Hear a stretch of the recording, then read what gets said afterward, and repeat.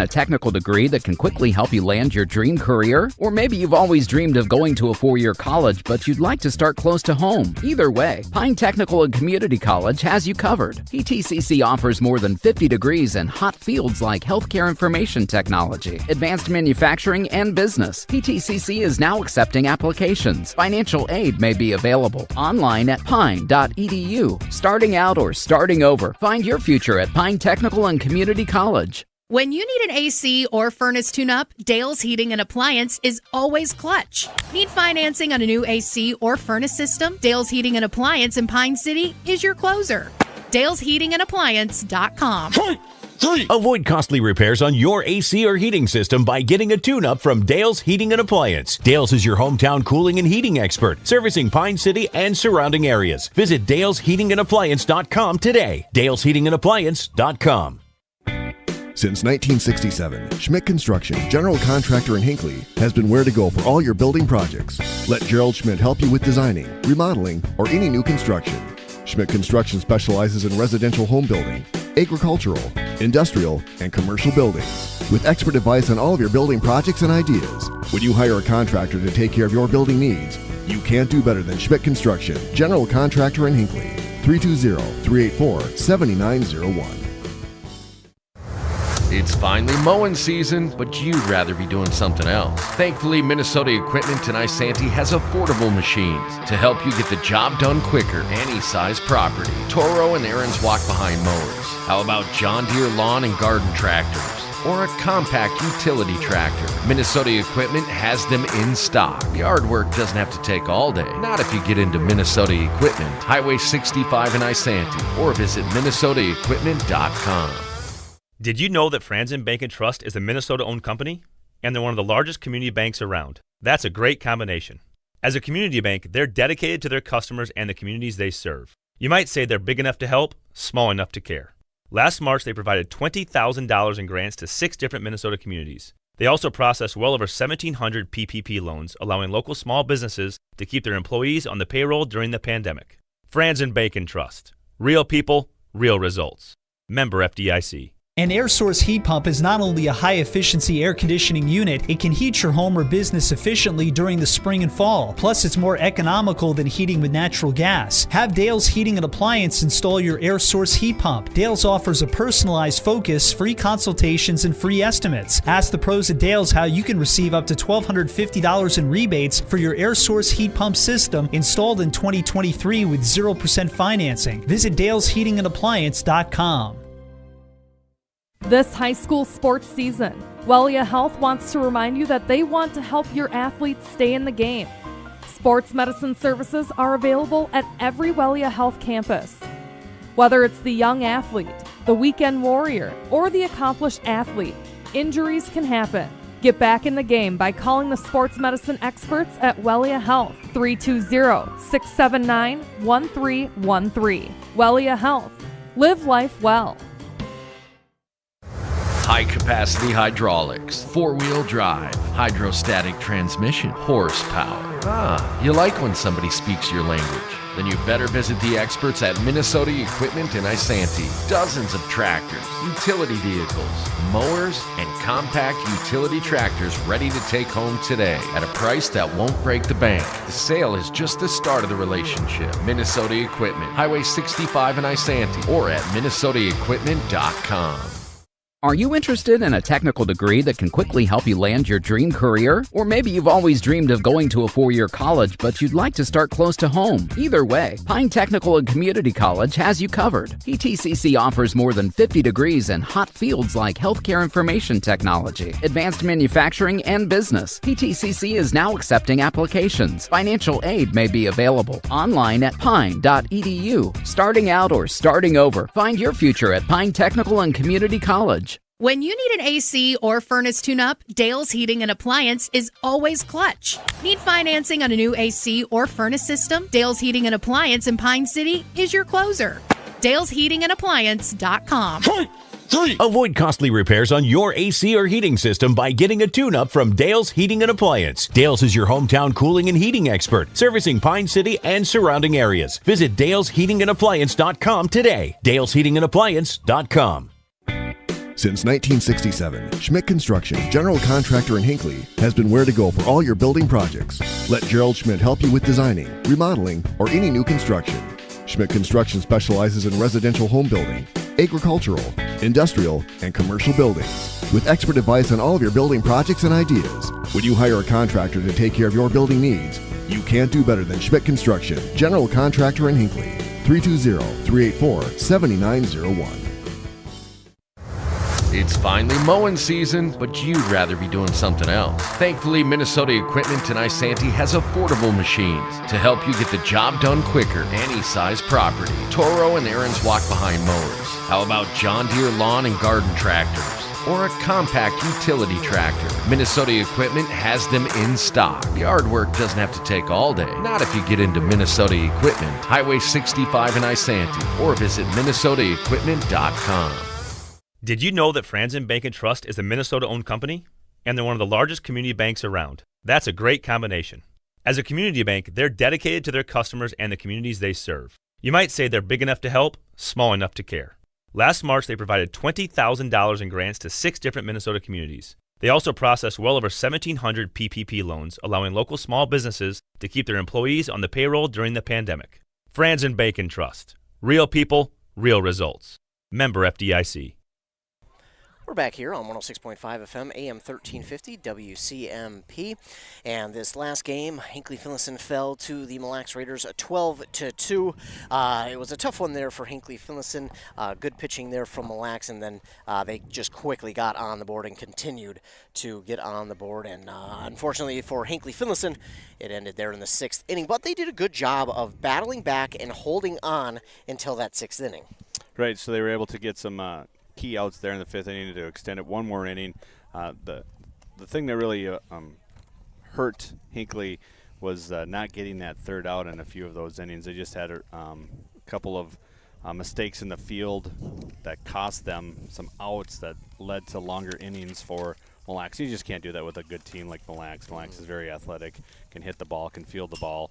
They do a really good job in softball, and you can tell that because their record is pretty good. Yeah. So they, you can't do that you can't play that way against great teams, and that's what they'll have to learn and figure out. Now I don't think they will have to play them again for a little bit here, as Mille Lacs will move on to the semifinal on next Tuesday. They'll play that at 1:30 in Pillager, and they'll play the winner of Monaga or Walker, Hackensack, Akeley. This one here is basically the elimination bracket, or the what you would call the losers bracket, I guess. So this one here, you really don't get to play that other side until later. So you'll play this game here, and then the winner of this game will move on to play the winner of the west side. So you get now to the part where you're playing across. Now we're getting to the true Section 5A. Right, absolutely. And looking at it, both Joey Hopkins and Maddie Haybison for these teams went all innings for these teams, and pretty impressive. Maddie Haybison checking out her stats here, looking at the stat sheet. She got, counting them, 1, 2, 3, and 4 strikeouts did Maddie Haybison. And Joey Hopkins, she got a couple of strikeouts as well. She got 1, 2, looks like 3 of them for Joey Hopkins. So pretty good pitching there between both of these squads. But again, for Hinckley-Finlayson, unfortunately, it comes to an end a lot earlier than they would have hoped. And that is just, it's so tough. But for Hinckley-Finlayson, they get to play another game for another chance to continue to play. As you mentioned, they would, if they were to win this game, then they'd go on and play the true 5A tournament. But what in a game like this, in this kind of setting, you get to play back-to-back games. What is that like? And I also, does that hurt a team who loses, or is that better for the team who loses? That's a great question. It's one of those, you got to have a quick change your mind real quick and get over that one quickly and move on. And it can be said the same for the other team. Hill City, Northland, as we're watching both pitchers from both teams get set here as they're raking and watering down the field here to get set here. They, it could be said, you could be down too down, or by winning you could be too high. So it's that team that's going to be able to be even keel, make sure that they are making the plays that they need to make. You don't have to make the superstar play. You just have to make the right play. And that's what you'll be looking for here, as to see who goes through, because these teams are very familiar with each other, having just played 2 days ago. And actually this will be the third time they've played in the last 2.5, 3 weeks, because they played back in if I look at my notes from that night, they played back on 5-8. So May 8th they played, where Hinckley got the win 11-2 up in Hill City. Wow. And then on Tuesday here they played, and it was a close one, 7-6 walk-off win for the Jaguars. So both teams come in with winning records. They're both of them really do some really good things fundamentally right, and so it'll be a fun one again to see who's even keeled to get through this and make the plays that need to be played. Absolutely, and I think a lot of people, when you see scores like that for Hinckley-Finlayson, 11-2, they beat them in Hill City Northland's home. But then they come back and they have a close game like that. I think some people might get confused. Well, they beat them earlier in the season. It should be an easy win for them, but that's not the case. One, it's playoffs, but two, it's weeks after the fact too, and it could be a completely different team. You don't know about injuries. You don't know who wasn't there. So you got to remember also too, as I always like to say, playoffs. You forget the regular season records. It doesn't matter what happened during the regular season. This is a brand new season in it of itself. Right, and that's the thing too. And all those things you said are true. And also you're dealing with teenagers and having been coached teenagers for many years. You just never know what you're going to get some days. So you just have to understand that part of it too as well. Absolutely, and I think there's something to that too. The emotions can run very high or they can be low too. So again, it goes back to what you said, just being even keel as a team, because that is going to be so beneficial. And as a coach, I mean, how do you try and talk to them about that, or say something to make sure that they stay even keel? That's a great question, Ethan, and the thing that you have to know about that is this is something that cannot be just said right now. It's something that you preach from day one when you're in the gym, working on all of your other fundamentals there as we're waiting to get outside for these games. That's something that you preach right away. It's got to be every pitch, every play, every game type mentality that you have to have. And that doesn't happen right now. It's got to be the next pitch, the next play, the next at bat, whatever the case may be. That's the mentality that you have to develop right away in your team to make a turnaround like this possible to be positive for you. Absolutely, and I'm sure there's plenty of talking, especially during a preseason and beginning of the season like this, because there's not much to do except for practice inside. So I'm sure there was plenty of time to sit and talk. But I mean, in a season like this, I mean, for coaches, for them, how tough is it? Because they've got to figure out a way to make sure practice stays somewhat nonchalant, because all you can do is practice inside, and there's not a lot you can do inside. Yeah, it gets a little monotonous at times, so you gotta kind of mix it up a little bit. We've had wiffle ball tournaments before just to make sure the kids are enjoying it. But again, it's about getting those at bats, getting those arms ready, getting some live pitching in the batting cage. So there are some positive things you can do. The fielding comes as the year goes on, so that's one thing. It's not perfect when you're inside, but having that ability to get outside and play on. Actually, like today, we've got a really good surface here to play on. It's dry, so it's you don't have to worry about that. When you first come outside. Okay, this is in play, but this big water puddle over here is going to be out of place. So if you go into there, so as you go through the ground rules, it gets a little tricky early in the season, but we should be in for a good playing field here today. And speaking of the dryness of this field, players have their different fields that they like. Some might like it a little bit softer. Some might like it is right now, pretty darn dry. But a field like this is going to be a little bit more faster for those ground balls as well. And I think, when you're talking to your team, that's something that you definitely note, I'm imagining. Yeah, and you note the playing field as well. It's very dry out here, but as I look around it, there's a lot of soft spots in here that you can see that that will knock the ball down. You can see some spots there where, if you hit in that spot, it's going to be knocked down. So you'll have to make sure that you recognize that. And having played on this field already, that'll be a nice advantage for the Jaguars.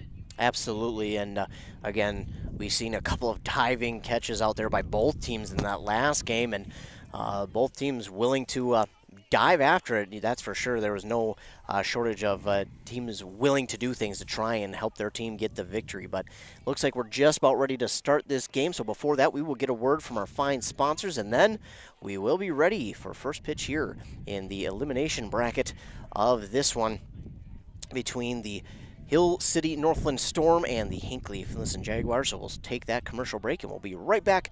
You're listening to Playoff Softball here on WCMP. An air source heat pump is not only a high-efficiency air conditioning unit, it can heat your home or business efficiently during the spring and fall. Plus, it's more economical than heating with natural gas. Have Dale's Heating and Appliance install your air source heat pump. Dale's offers a personalized focus, free consultations, and free estimates. Ask the pros at Dale's how you can receive up to $1,250 in rebates for your air source heat pump system installed in 2023 with 0% financing. Visit dalesheatingandappliance.com. This high school sports season, Wellia Health wants to remind you that they want to help your athletes stay in the game. Sports medicine services are available at every Wellia Health campus. Whether it's the young athlete, the weekend warrior, or the accomplished athlete, injuries can happen. Get back in the game by calling the sports medicine experts at Wellia Health, 320-679-1313. Wellia Health. Live life well. High-capacity hydraulics, four-wheel drive, hydrostatic transmission, horsepower. You like when somebody speaks your language. Then you better visit the experts at Minnesota Equipment in Isanti. Dozens of tractors, utility vehicles, mowers, and compact utility tractors ready to take home today at a price that won't break the bank. The sale is just the start of the relationship. Minnesota Equipment, Highway 65 in Isanti, or at minnesotaequipment.com. Are you interested in a technical degree that can quickly help you land your dream career? Or maybe you've always dreamed of going to a four-year college, but you'd like to start close to home. Either way, Pine Technical and Community College has you covered. PTCC offers more than 50 degrees in hot fields like healthcare information technology, advanced manufacturing, and business. PTCC is now accepting applications. Financial aid may be available online at pine.edu. Starting out or starting over, find your future at Pine Technical and Community College. When you need an AC or furnace tune-up, Dale's Heating and Appliance is always clutch. Need financing on a new AC or furnace system? Dale's Heating and Appliance in Pine City is your closer. Dale'sHeatingandAppliance.com. Avoid costly repairs on your AC or heating system by getting a tune-up from Dale's Heating and Appliance. Dale's is your hometown cooling and heating expert, servicing Pine City and surrounding areas. Visit Dale'sHeatingandAppliance.com today. Dale'sHeatingandAppliance.com. Since 1967, Schmidt Construction, general contractor in Hinckley, has been where to go for all your building projects. Let Gerald Schmidt help you with designing, remodeling, or any new construction. Schmidt Construction specializes in residential home building, agricultural, industrial, and commercial buildings. With expert advice on all of your building projects and ideas, when you hire a contractor to take care of your building needs, you can't do better than Schmidt Construction, general contractor in Hinckley. 320-384-7901. Back here on 106.5 FM AM 1350 WCMP. We're just about set to get started in this elimination bracket game between two teams who have, well, this will be their third time playing in the last couple of weeks. They just played on Tuesday, in fact, with Hinckley-Finlayson getting a walk-off victory 7-6. But now it is win or go home in this game.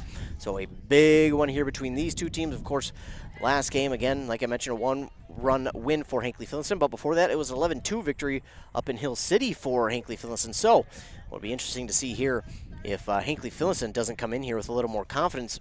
I would imagine they would, but at the same time, I got to imagine they've also got that 7-6 slim victory in the back of their minds. Yep, so they got that confidence going in as well that they know they can get the job done when they need to. As Hinckley-Finlayson has just taken the field here. Looks like most people are in the same. Well, we got a few changes there. Looks like Dagerster moved to shortstop. And what's that, Staffney? I think it's number 7 over there. That I don't have that one in front of me, but on the mound though, or in the circle, excuse me, I'll get it over it, is Eris Ritchie. She's a 7th grader. Wow. That will be pitching for the Jaguars today. So nice. she came in and pitched the last couple innings the other night as well. So there'll be some familiarity. I saw their pitcher, Pearson, she was warming up here as well. So a lot of familiarity between everybody who's playing. Taggart going to be playing at third, excuse me. We try and get these numbers down. We don't get the lineups like I did at the home game. So batting first and leading off is number 4, Emma Finke. I do have their lineup from before, so we might be able to work through that a little bit. So Finke will lead off, and again, it's Eris Ritchie for Hinckley-Finlayson to pitch. First one in there for the strike. So big boost for Hinckley-Finlayson to see your 7th grader come out in an elimination game and get a first pitch strike, especially low and inside like that. That's a beautiful spot. That one is going to be swung and hit foul. So that time, Finke got a hold of that one. Good of her to get up early here. 0-2 here. Get up and stay up. That's kind of what I've always said. So here's the 0-2 pitch from Ritchie. That one right back to Ritchie, and she, wow, just so calmly throws it on to first for out number 1. And, you know, looking at Ritchie out there, she doesn't seem phased. She doesn't seem rattled. She just seems super calm and prepared. Yeah, she's doing a really nice job of getting out here and being ready to go, and she knew this was going to be her assignment. So she's prepared herself mentally, and she's ready to go here. This will be Abby Zalka who will be batting. She's second. She's number 21 for the Storm. Zapzelka, what a last name. I think she's got a sister, I believe, yeah. Allie, who will be playing as well. Strike 2 from Ritchie, and Eris Ritchie getting off to a hot start here for Hinckley-Finlayson in this elimination game. 0-2 pitch on the way.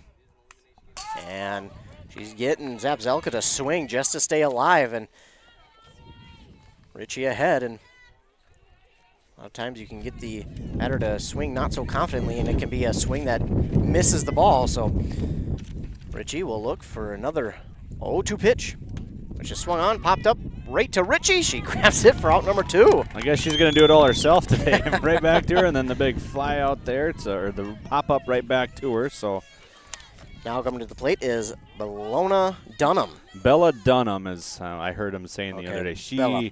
She had a phenomenal game the other day. She had 3 RBI. She had a 2-run homer that put him up 5-4 in the game. That one's going to be low for strike 1, though. So Bella Dunham, the power hitter for the Storm. But she watches one go by low for strike 1. And so far here, even though it's the first 3 batters, it's wow. And she's pulled that one. It's going to be foul. And, just. That is, I want to say, one of the hurdles out there. I believe it's Reese, number 5. I believe you're right, yes. And she's showing off the wheels there, almost got to it. So 0-2 count, though, for Dunham, but she showed off the power right there. And for Ritchie, it's a good test for her right here, and she's so far up 0-2. Here's the pitch, low, and it's going to get by. That's going to be the first ball that Ritchie has thrown. So Bella Dunham, 1-2 count, 2 down, nobody on. I have Reese playing, or Hannah playing in left field. Reese and that one, oh wow, right that is just absolutely zipped down the line. You said it. For a base hit. I mean, that was zooming. Next up will be Shaylee Pearson. She was the pitcher the other night, so we'll see if she holds on to that pitching. It's kind of coming to form here, like they had at the other day here. So a 2-out hit, runner on first for Shaylee Pearson. She is showing bunt. She pulls back. Will be a ball. They'll just not worry about Dunham taking second. no worry, 2 down, no bother to throw down and risk her taking third on a ball that goes awry. Defensive indifference. And nice job there by Lainey Johnson. She's out at third. The ball to the pitcher went by her, but then over there at second is Autumn Painovich, and she threw it to third in time for out number 3. So the runner from second moves to third, but the throw over got her in time for out number 3. And we will move on to the bottom of inning number 1, where the Jaguars will be going to bat. And a pretty good start to this game for Hinckley-Finlayson. And they allow 1 hit, but they get that batter who got the hit out at third. So, well, you can kind of see Hill City Northland's approach here. They're going to be aggressive on the bases when they get out there, and when they get runners on, they're going to try and get them moved forward here. As we look here, it's kind of looking like it's the same one lineup that I saw the other night as well. So, where is it? As they're getting ready here, we got Pearson in the circle getting ready as a catcher as Bella Dunham. She was the one picked off there on first or on third.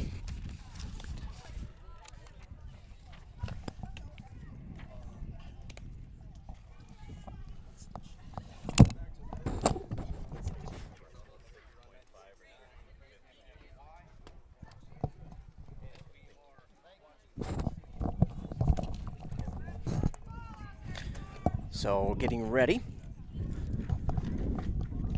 to begin this bottom of the first inning. Hinckley-Finlayson, the home team here in this elimination game. Again, win or go home for these two teams. And very familiar with each other. And looking to lead off for Hinckley-Finlayson will be Reese Hartle.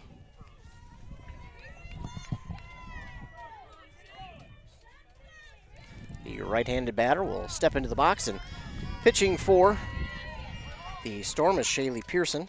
She had a complete game there the other night. Had a few singles that got away. And that one's fouled right back off the catcher's helmet there. Going early 0-1. Hannah Hartle will bat second.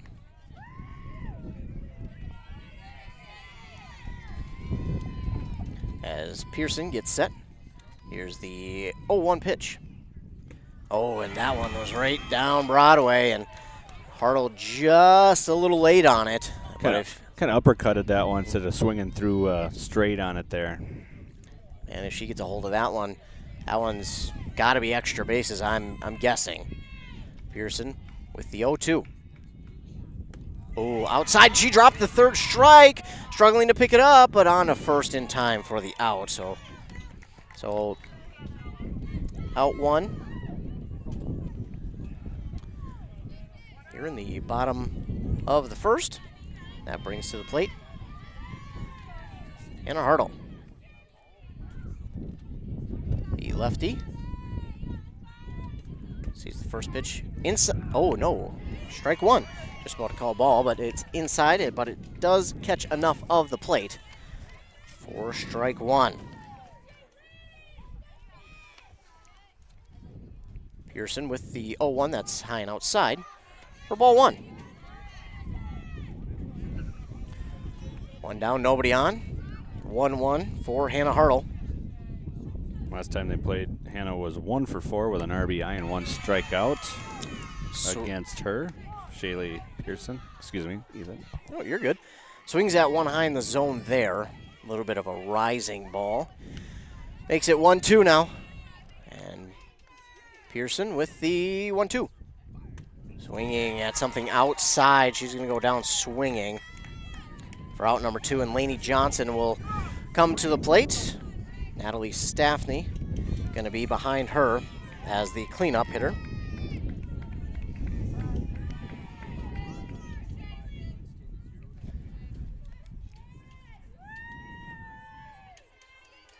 A very animated home plate umpire in this one. We do. So cleaning off the plate, and Lainey Johnson gets set. Shaylee Pearson with the windup and the pitch. Low in the zone, but swinging and missing is Lainey Johnson for strike one. A little spin on that one.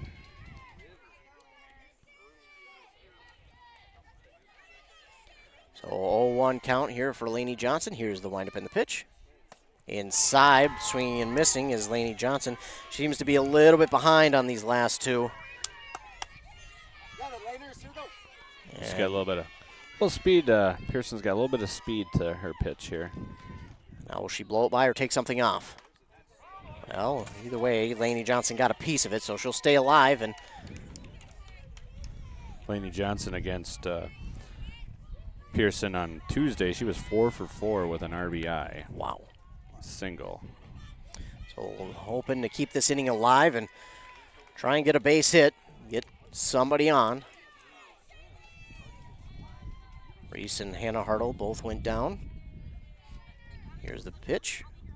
And behind that one again, going down swinging is Lainey Johnson. So 1, 2, 3, go the Jags, and we will move to the top of the second inning. No score here on WCMP, and we'll take a quick commercial break. You're listening to Playoff Softball on WCMP. It's finally mowing season, but you'd rather be doing something else. Thankfully, Minnesota Equipment in Isanti has affordable machines to help you get the job done quicker, any size property. Toro and Aaron's walk-behind mowers. How about John Deere lawn and garden tractors? Or a compact utility tractor? Minnesota Equipment has them in stock. Yard work doesn't have to take all day. Not if you get into Minnesota Equipment. Highway 65 in Isanti. Or visit minnesotaequipment.com. Did you know that Franzen Bank and Trust is a Minnesota-owned company? And they're one of the largest community banks around. That's a great combination. As a community bank, they're dedicated to their customers and the communities they serve. You might say they're big enough to help, small enough to care. Last March, they provided $20,000 in grants to 6 different Minnesota communities. They also processed well over 1,700 PPP loans, allowing local small businesses to keep their employees on the payroll during the pandemic. Franzen Bank and Trust. Real people, real results. Member FDIC. Back here on WCMP 106.5 FM, AM 1350, live with audio only at WCMPradio.com. Top of the second inning, no score here in this elimination game, in this Section 5A elimination game. Still the east part of it with Hill City Northland losing to Hinckley-Finlayson on Tuesday 7-6 in walk-off fashion for Hinckley-Finlayson. It'll be Shaylee Pearson who will step back to the plate as she didn't finish her last at-bat after the runner from second got caught at third. So Shaylee Pearson will get another chance to do it. She is the pitcher again, showing off that speed with her pitch in that first inning. Final pitch has been thrown, and Shaylee Pearson, the pitcher, she's back up again. 1 for 3 with a walk and 2 RBIs on Tuesday against the Jaguars. She faced both Ritchie and Hopkins on a Tuesday night. First pitch from Ritchie is outside. Looks like Sage Onan will be on deck. I think it's Charity Berg, I think is who it is. 28. Cannot tell the number from this angle. I'm trying to go off of what I can see. Yeah, 28's Charity Berg. That one is swung on and hit to the third baseman, but she cannot glove it. And Pearson will get a single. So Berg. Get a charity or a courtesy runner, number 6. That's she is Avery Ruack, 7th grader. A lot of younger girls getting a chance to play here in this one. We've got a 7th grader pitching for the Jaguars, and now Berg at the plate with a runner on first. Nobody out in the top of the second inning. Ritchie with the pitch. Bunt shown. In there for a strike anyways. Throw down to second. And she's out!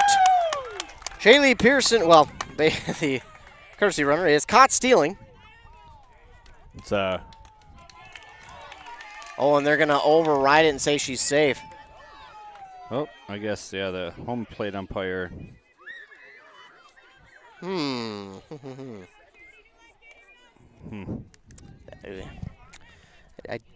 think she was out. I think the throw was there. But they're going to call her safe. So 0-1 count here for Berg, and the runner on second. Swing and a miss.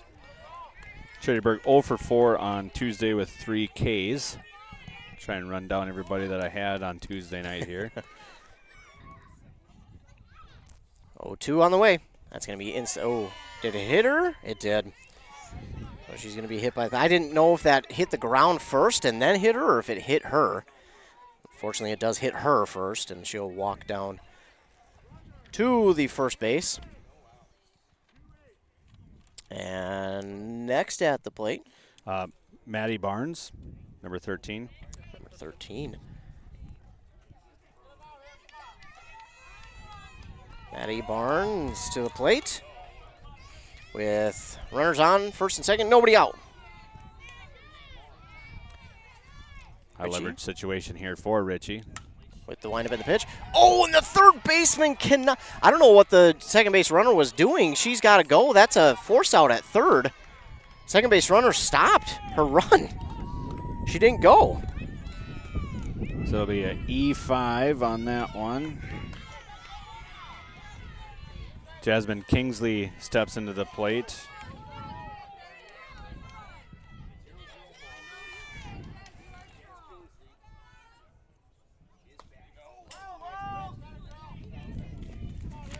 Bases loaded now, no outs here in the top of the second, excuse me. Is Richie in a little bit of a jam here. Just needs to get one out to get it started here. 0-2 quickly here from Richie. Again, you mentioned bases loaded, but Richie comes back with a nice 2 pitches there. And Kingsley 0 for 3 with a strikeout on Tuesday night for the Storm. And that one's fouled down the first base line. Yeah, he. You guys, you at home can't watch us shaking our heads, but this guy's really getting his money's worth for. I think I just need the dinner now portion of my show. This one's popped up to the second baseman. She grabs it for the out, but there might have been an opportunity to get a double play. There was all sorts of stuff going on there. There's people running all over the place. It's trying to figure out which way to look to see who was up. That'll bring up Allie Zapzelka for the Storm here with 1 out.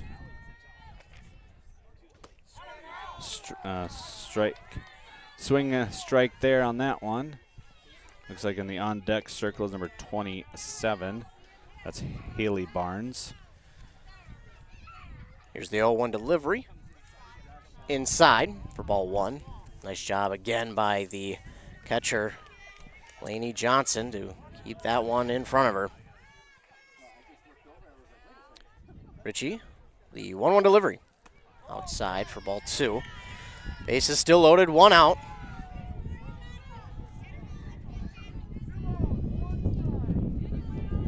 Two and one. I think that's what he said. Yep. Allie Zapzelka. Here's the pitch. Nowhere to put her now, so as a hitter, you got to be thinking it's going to be coming right to you, so you got to be ready, look for that pitch that you want to drive. Allie Zapzelka, she was 2 for 3 the other night with 2 singles. In there for strike 2, so full count now to Allie Zapzelka. And bases loaded here. Tough situation for Richie to be in, but she's been cool, calm, and collected since she got in the circle. Oh. So they're going to call that a ball.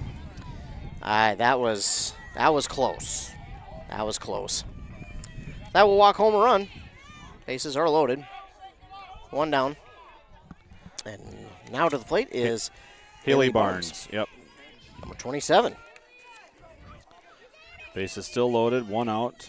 9th hitter for the Storm. Foul tip there. I was hoping he called that because no one went all the way back to the backstop there. So 1-0 lead here for the Hill City Northland Storm, but again, this Hinckley-Finlayson team, this doesn't feel like a stress situation with Richie out there. She's so calm and collected. It just feels like Hinckley-Finlayson's got a great opportunity to get out of this. And of course, now you have any bag you can get out. Yep, just step on a bag. Should be telling their infielder, step on a bag, just get an out here. And she will throw to first. So a little bit of a, we'll call it rookie mistake there. Probably had the opportunity to get the runner at home as it being a forced play, but that'll move people over to second and third now as we go back to the top of the order with Emma Fink. That one's low, and they're going to come home on this one. And the run will score on the pass ball. So it's going to be now 3-0 in favor of the Storm. And that's unfortunate. And now runners at just third. Now.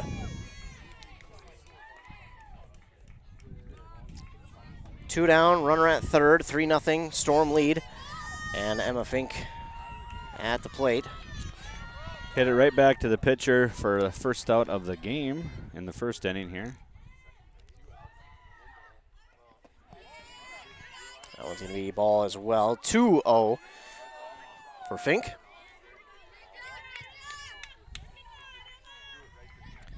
Top of the second, 3 runs come across for the Storm. That one's in there for strike 1.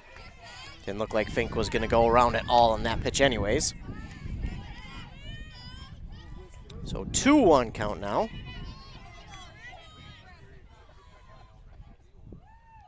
There's Richie with the pitch. High. And getting a decent-sized lead over there at third is Allie Zabzelka. Right as the pitch is coming, she's, nearly a quarter of the way to the bag. So if you're the Jaguars, that's something to look at, maybe throw down. Ooh, another one that just high apparently. So walk to first for Fink. And now it's Abby Zabzelka. She'll be at the plate. Runners on the corners with 2 down. 3-0 lead for Hill City Northland. Very similar to Tuesday night here where they got up early and then the Jaguars had to battle their way back.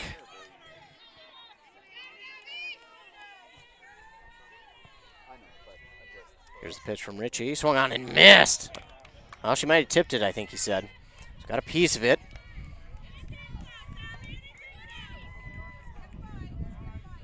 Oh, 2 count for Abby Zabzelka.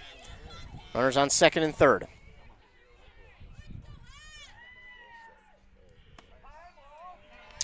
Just high and outside for ball 1 to Zabzelka. 1-2. Richie trying to limit the damage here in inning number 2. And here's the pitch. Swung on and missed for the strikeout. So Zabzelka will go down swinging, and 3 runs will come across the board here for the Hill City Northland Storm. And the Jaguars down 3-0, moving into the bottom of inning number 2. But again, they are the home team, so they will get the opportunity in the bottom of the inning to try and come back and put some runs of their own on. As I had 3 runs, 1 hit, 2 errors, and 1 left on base for that inning for the Storm. That was a tough one there for Hinckley-Finlayson, but again, coming into this bottom of the second inning, still plenty of time, and it's only the second inning as well, so no need to worry, no need to panic. Just play your game and continue as Natalie Staffney will lead things off here in the second inning for the Jaguars. And then right after her on deck is going to be Haya Taggart.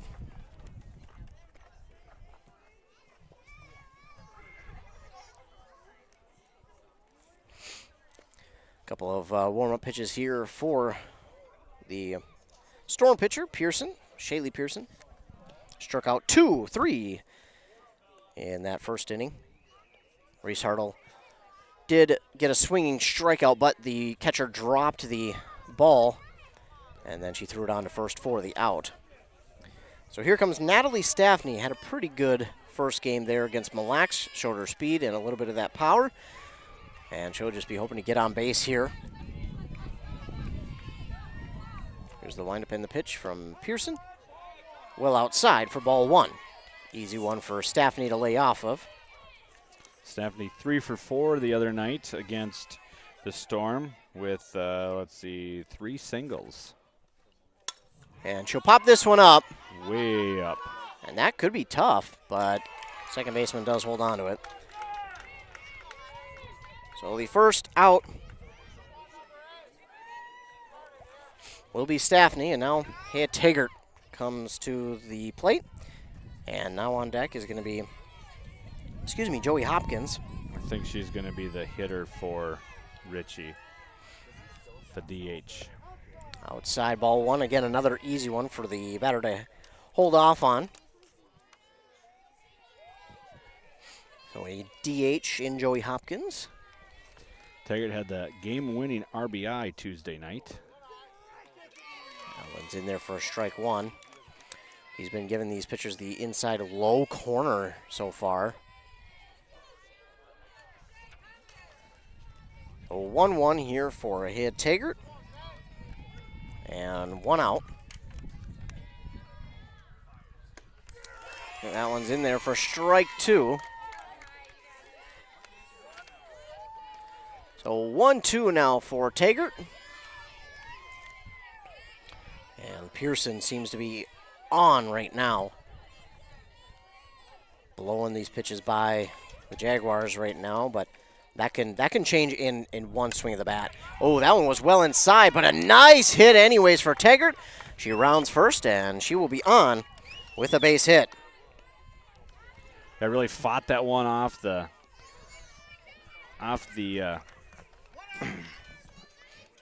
I can't think of the word I was trying to think of there. Joy Hopkins up now. Off the handle, how about that? There we go. So Hopkins at the plate, runner on and one out, and she'll foul this one off to the backstop. Don't have the next on, so that'll be Painovich. Autumn Painovich will be on deck.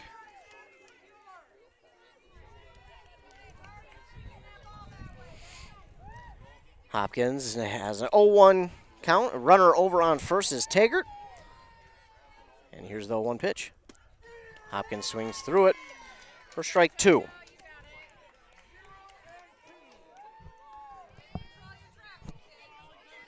Taggart at first.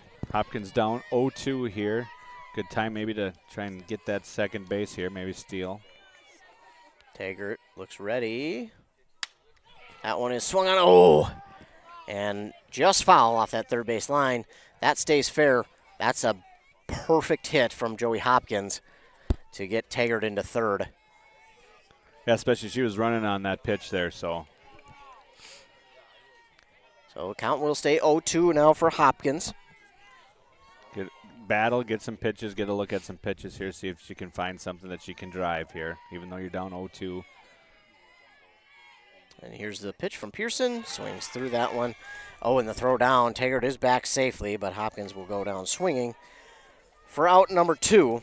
And that'll bring Autumn Painovich to the plate. And after her, it is going to be Anna Degerstrom, speedster for Hinckley-Finlayson.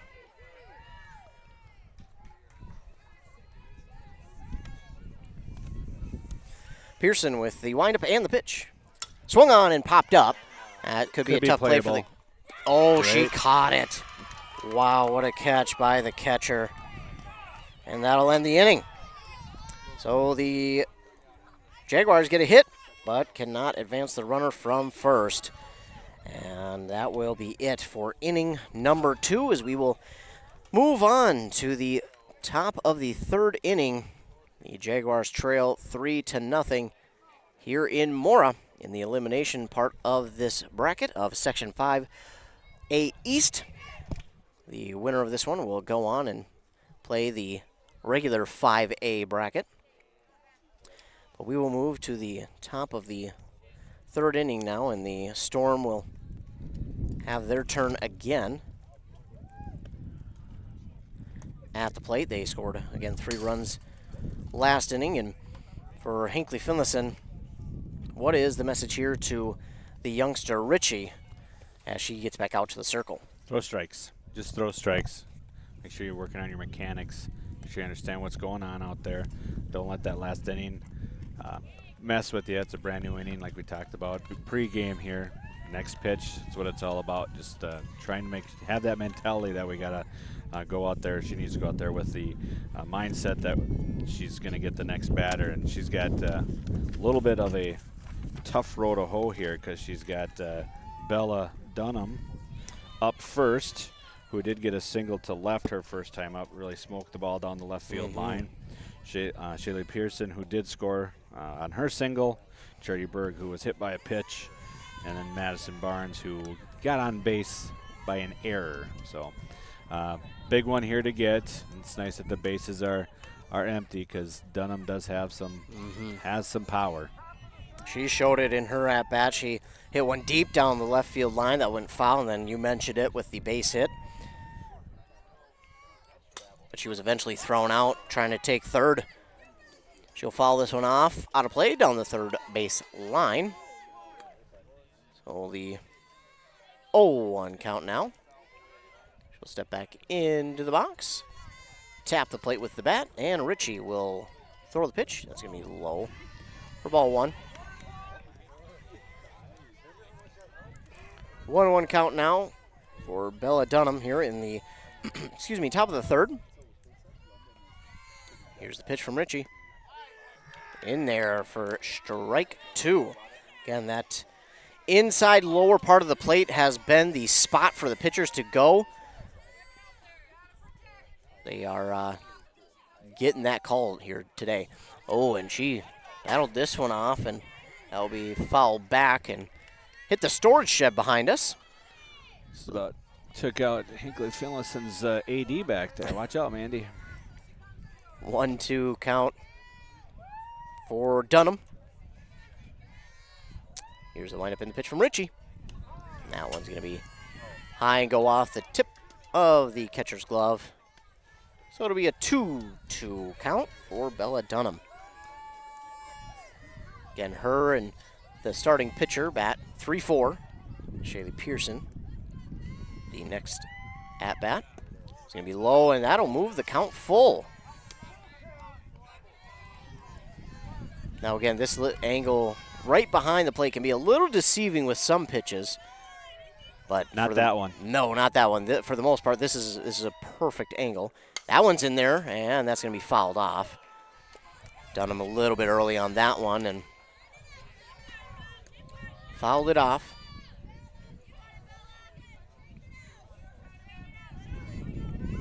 So the count stays full at 3-2, and Dunham is the leadoff batter in this top of the third inning. So Richie with the pitch. It's going to be high and outside, and Dunham will walk down to first, and that'll bring up Shaylee Pearson. She got a single back in the second inning.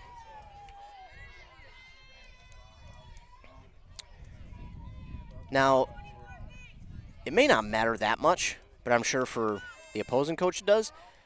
How long do you have to walk into the batter's box when you've got a team who uses wristbands like that?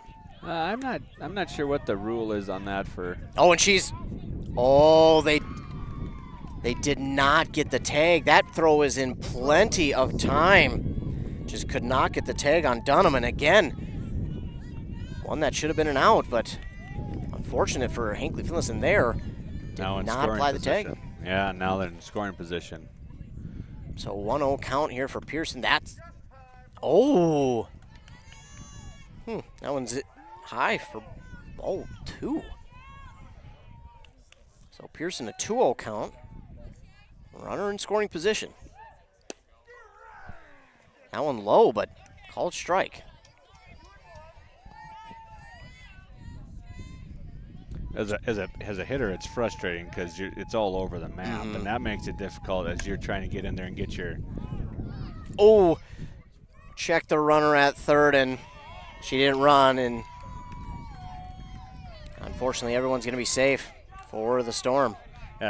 Great job of the third baseman knocking it down Taggart, but then kind of indecision there about what she needed to do. She looked the runner back, and then it was, being on a softball diamond here, it's not very far from home to first, so you got to make that decision quickly and get it there, and just not in time on the throw down to first base. So runners at first and third. Yeah, and you mentioned it was a good job by the step on the bag, not going to get the throw home, but it will get the out of Charity Berg. So, yeah, but you mentioned it. That was a good job by the third baseman to knock that ball down, as Maddie Barnes will step up to the plate with runners on second. I should say runner with one down. So the put out there is unassisted. Deep in the hole there. All the way across. Nice. And nice. Wow. Great throw. That was a really hard throw by, I believe that's Staffney. Yeah, Staffney playing shortstop just slung that one across the diamond and get the out there. So great job by Staffney. Great throw, great knockdown, and nice catch by Degerstrom to get the second out there. Runner does advance to third, though, on the put out. This one's popped up. Could be playable to Degerstrom. Nice job. So Jasmine Kingsley is flying out to third for the third out, but the Storm do get a run across on a base hit, and they do lead now 4-0 as we move on to the bottom of this third inning. The Jaguars trail 4-0. So we will take a quick commercial break to hear a word from our fine sponsors. You are listening to Playoff Softball here on 106.5 FM, AM 1350, WCMP. An air source heat pump is not only a high-efficiency air conditioning unit, it can heat your home or business efficiently during the spring and fall. Plus, it's more economical than heating with natural gas. Have Dale's Heating and Appliance install your air source heat pump. Dale's offers a personalized focus, free consultations, and free estimates. Ask the pros at Dale's how you can receive up to $1,250 in rebates for your air source heat pump system installed in 2023 with 0% financing. Visit dalesheatingandappliance.com. This high school sports season, Wellia Health wants to remind you that they want to help your athletes stay in the game. Sports medicine services are available at every Wellia Health campus. Whether it's the young athlete, the weekend warrior, or the accomplished athlete, injuries can happen. Get back in the game by calling the sports medicine experts at Wellia Health, 320-679-1313. Wellia Health. Live life well. Back here on 106.5 FM, AM 1350, and live with audio only on our website. Coming to the plate is the left-handed batter, Anna Degerstrom. She's got some speed. Let's see if she can get on base with that speed as she'll face off against Pearson. Thought about it, but that one's low in the zone, and man, it seems like those are almost unswingable because it's so low.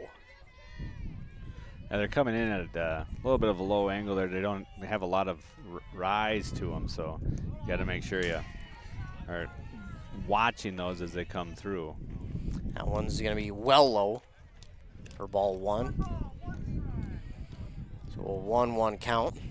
Looks like Eris Ritchie will be in the on-deck circle here as the ninth hitter today.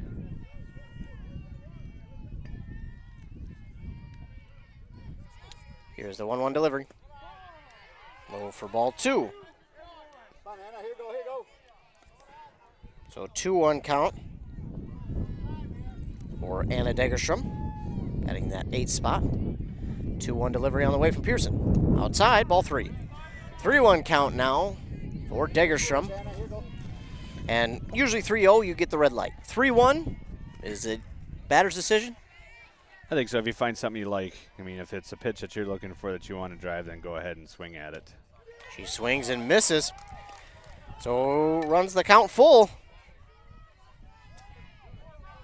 Head coach Joe Ranger over at third base. Here's the 3-2 delivery from Pearson. Degerstrom got a piece of it, and that was a loud clank off the face mask of the catcher there. She looks okay. He's like, no big deal. Yeah. We'll do it again with the full count. And obviously protecting here, but got to also be careful you're not swinging at something well out of the zone that could walk you down to first. She's really choked up on her bat here for this full count pitch. 3-2 on the way. Nice job by Degerstrom to lay off there. She'll walk down to first. So this is only the second base runner of the game for Hinckley-Finlayson, as again, Eris Ritchie coming to the plate. 9th hitter here today, and then we'll turn it back over to the top of the order to Reese Hartle. Nobody down. Runner on first is Degerstrom. Again, speed at first. Here's the pitch. Outside. Degerstrom. She wanted to go, but the catcher does a great job of holding on to that. Especially that outside one to a right-handed batter. You're kind of set up for a great throw down to second, so not a good idea not to go down. Maybe an inside pitch to a right-hander. That's what you want to look at as she snaps it back down to first, but Degerstrom back in plenty of time. And Degerstrom tells she wants to use those wheels, but again, nobody out, and you're the first runner on, and only the second of the game. Got to be careful. That's going to be the strike, part of the strike zone where the pitchers are just, feeding off of tonight. Something to learn too as your pitcher, as you get through here. Keep the balls low, keep them close. You could 8 times out of 10 you're gonna get a strike. So 2-1, low, ball 3. 3-1 here for Eris Ritchie, the starting pitcher for Hinckley-Finlayson. Got Degerstrom over on first, nobody out. Jaguars trail 4-0 here, bottom of the third. Wind up in the pitch. In there for strike 2. Full count now to Ritchie. Seems like the control a little bit for Pearson. I don't know if she pitched the first game or not, but she started off all strikes, and now she's had 2 pitchers go full or 2 batters go full count, and that one's outside.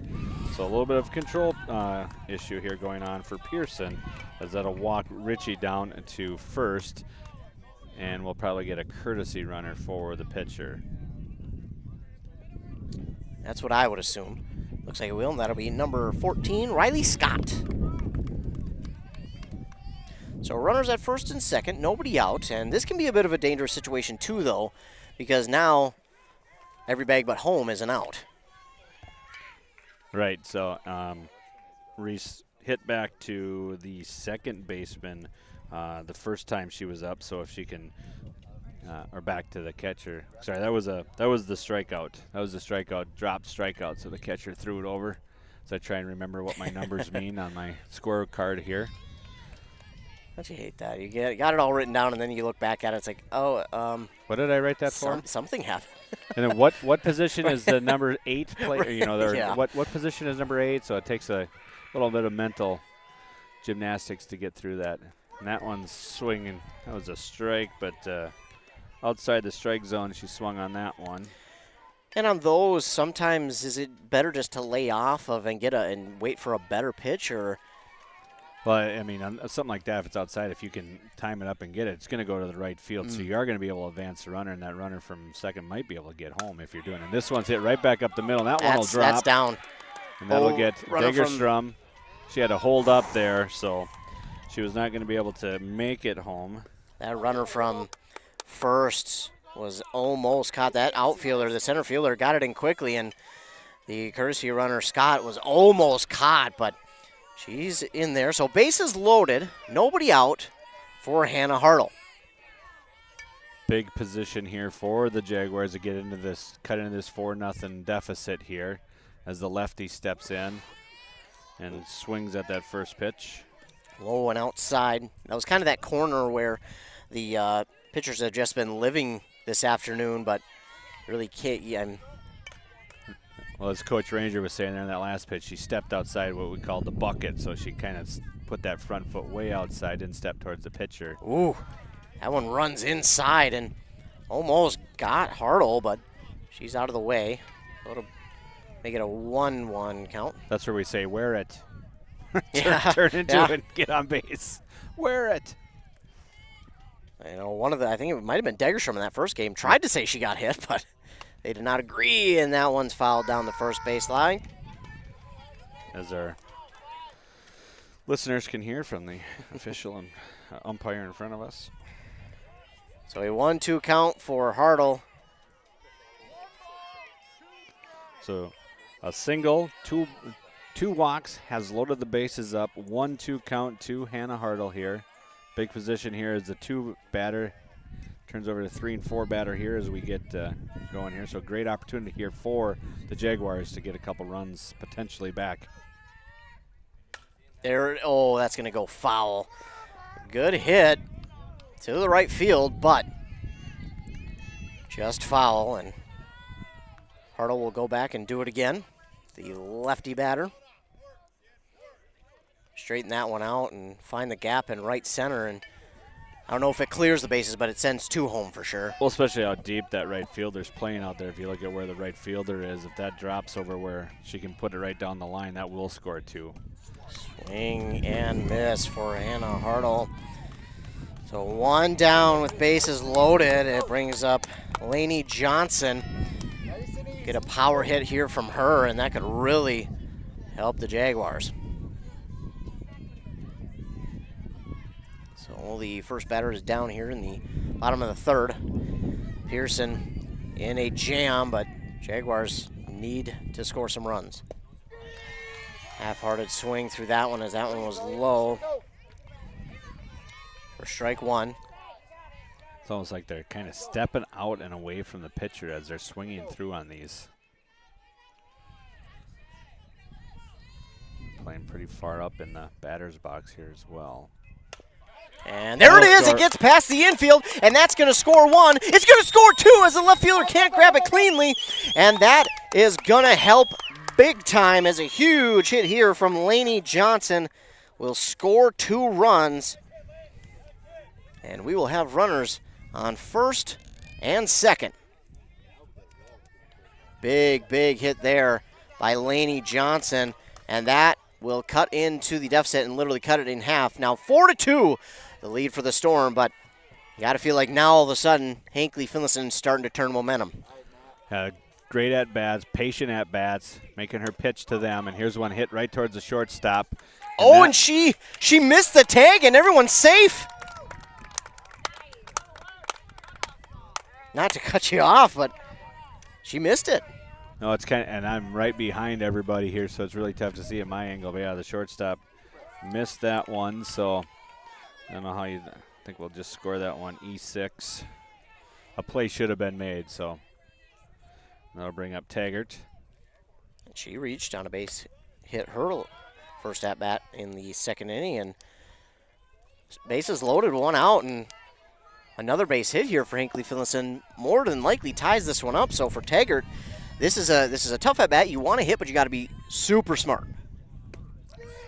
And that had some good movement on that pitch. Give credit to Pearson there on that one. That had some good late movement on that one, and Taggart almost had no chance at that one.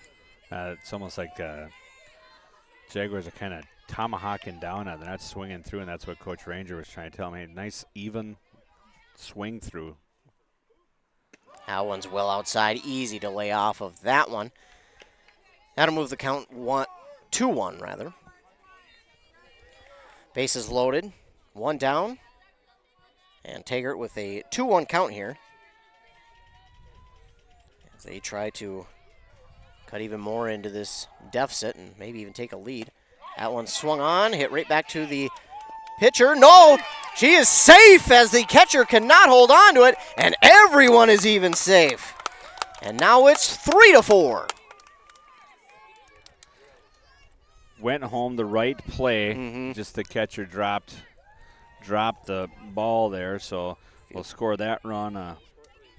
It'll be a fielder's choice for Taggart to get onto first here. So fielder's choice. And now Hopkins at the plate. And we'll call that run. Let's just call that one an E2 as I try and get all this stuff written down. Ooh, late strike call. Inside, high, but strike. 0-1 count now to Joey Hopkins. Base is still loaded. Hey, give credit to Hinckley-Finlayson here. Bottom of the third, they were down 4-0, but you talked about it. Patience at the plate has led to them now down only by 1. Hopkins, and this, well, no matter what, it's gonna score 1, and we have a tie game. Wow. You talk about a team not getting down on themselves, sticking with it, keeping their heads up. This Hinckley-Finlayson team has done a great job. So Joey Hopkins will get the RBI.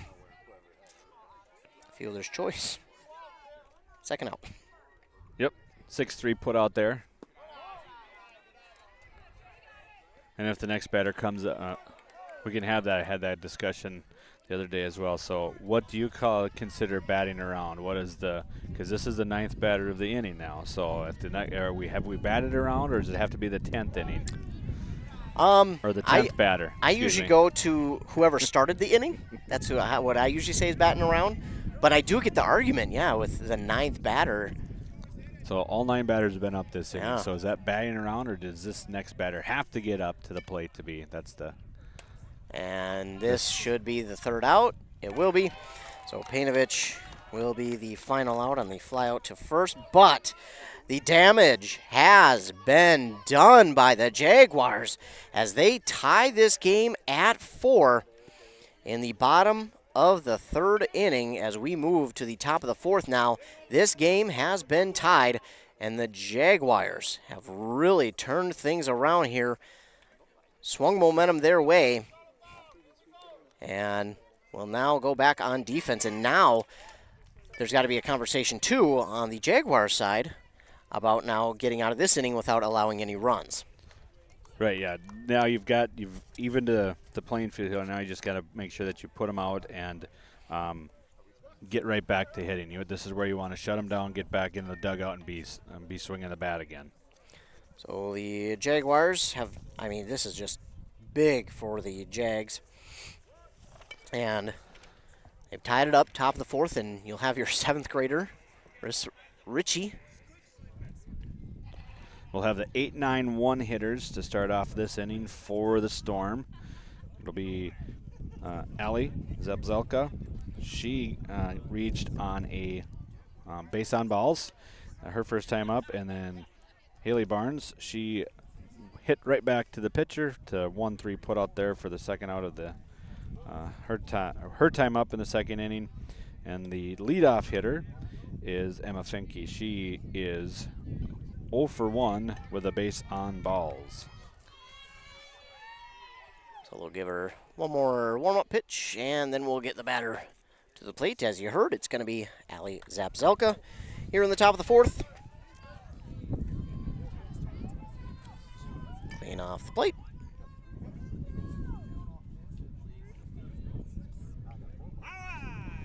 I had in that inning for the Jaguars 4 runs, 2 hits, 2 errors, and 2 left on to tie the score in the bottom of the 3rd. Richie's first pitch is swung on and fouled. Started with a good pitch, low inside, fouled it off. So, like you said, trying to figure out where you can live with the calls, and that's one place where they've been getting the calls. Is both teams, low and inside. That one's a little farther inside, and Zapzelka does a good job to jump out of the way. So it's a 1-1 for Ali Zapzelka. Ritchie with the pitch. That one's fouled back right into the fence. Came up high on that one, and when the ball rises, your eyes get bigger, and you just think you're going to tattoo that one. So she was trying to swing that one through. As you can see we can, maybe you can't. The senior banners up here at the Morris softball home field. And they're still in the playoffs. They do play today. They played at 4:30, I believe, against Rockridge, the #1 team in Section 7 AA. So we'll keep you up to date on that. Stay tuned to the morning shows as we can keep you up to date. That one's going to be inside for ball 2 to Allie Zapzelka. Here's that next pitch mentality. Make sure you throw a strike here, throw something that. Ooh.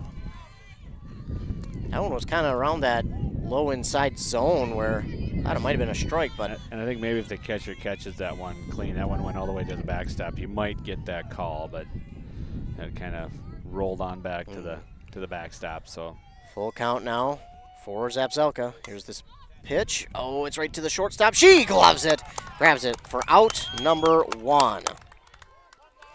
And that'll bring to the plate Haley Barnes.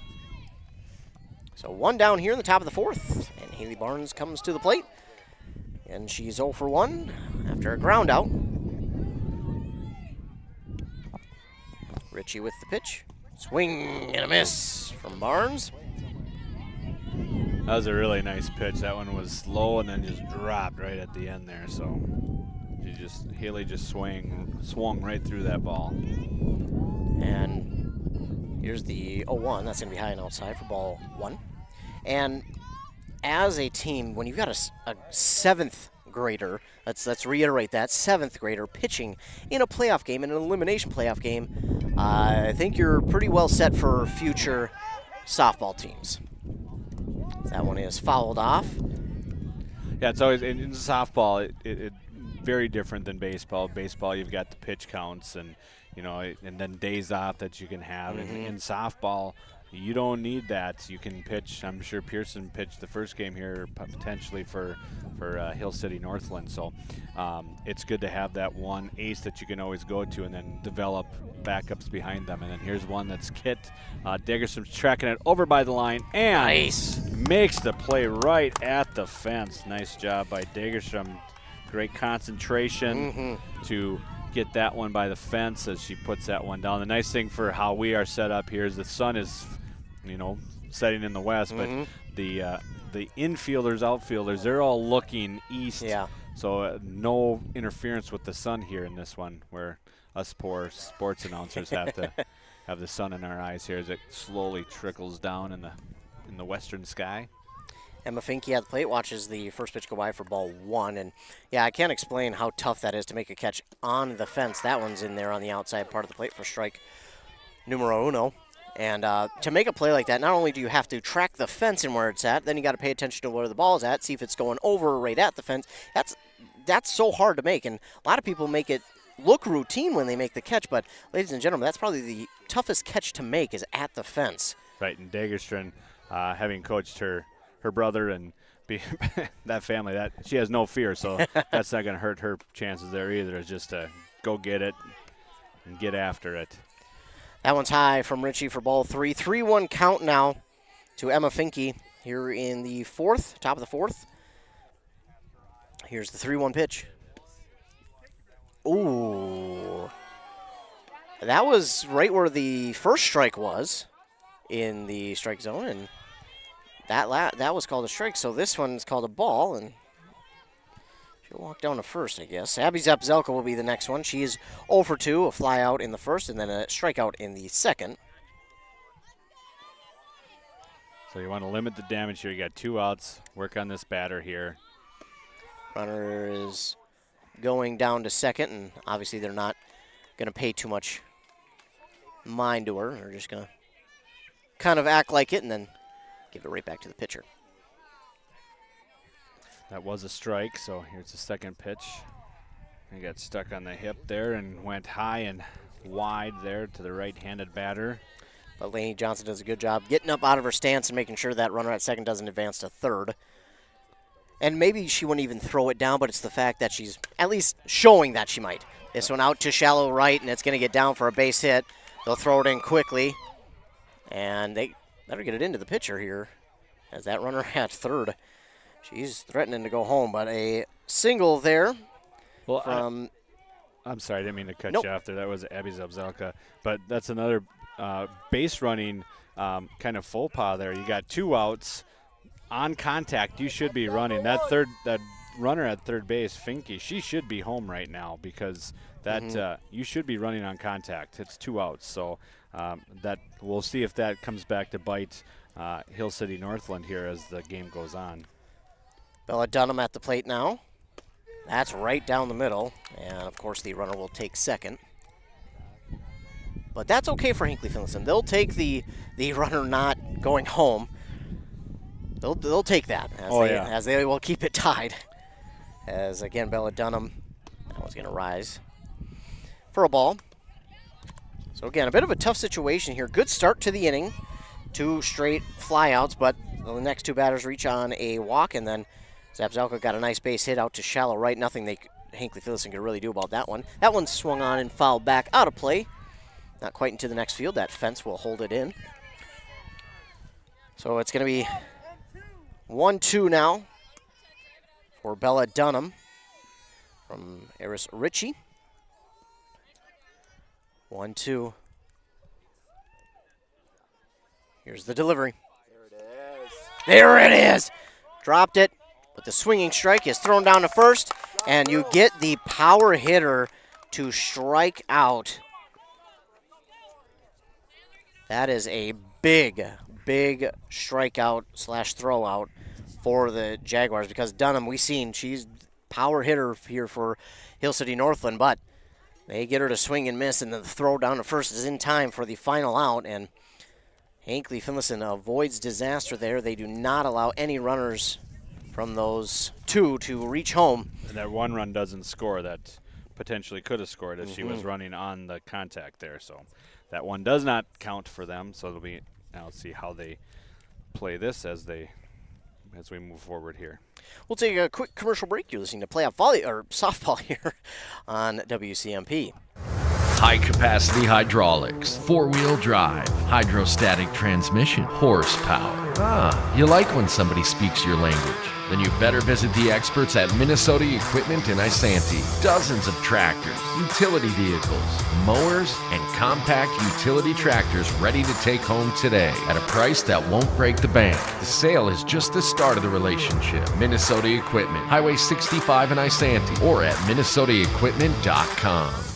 Are you interested in a technical degree that can quickly help you land your dream career? Or maybe you've always dreamed of going to a 4-year college, but you'd like to start close to home. Either way, Pine Technical and Community College has you covered. PTCC offers more than 50 degrees in hot fields like healthcare information technology, advanced manufacturing, and business. PTCC is now accepting applications. Financial aid may be available online at pine.edu. Starting out or starting over, find your future at Pine Technical and Community College. Back here on WCMP 106.5 FM, AM 1350. We're out here at Moore. I'm Ethan Game Day Gilman. Joining beside me is Joe Lattimore, and it was a tough first game here for Hinckley-Finlayson. Give credit to Mille Lacs, a very good team. They're the number 1 seed for a reason. They're on to the semifinals, but Hinckley-Finlayson, they battled back there in that 3rd inning and tied it at 4, and now have got a great opportunity here to add on and potentially take the lead. With it's Painovich, I believe. That's Dagerstrom, okay. Yep. She's up first. She started the last inning with a base on balls and scored the first run for the Jaguars here today. Oh, Dagerstrom. She watches that one go by for strike 1. Ooh, that one's inside, but they're going to call it strike 2. I think Anna's really close to the plate, too, so it kind of looks like it could be a little bit inside, but she was playing a little tight there to the plate. So Pearson ready in the circle. Here's the 0-2 delivery. Swings through it, and she is down swinging. It is Anna Dagerstrom for out number 1. That brings Eris Ritchie back to the plate. She's got to be feeling good.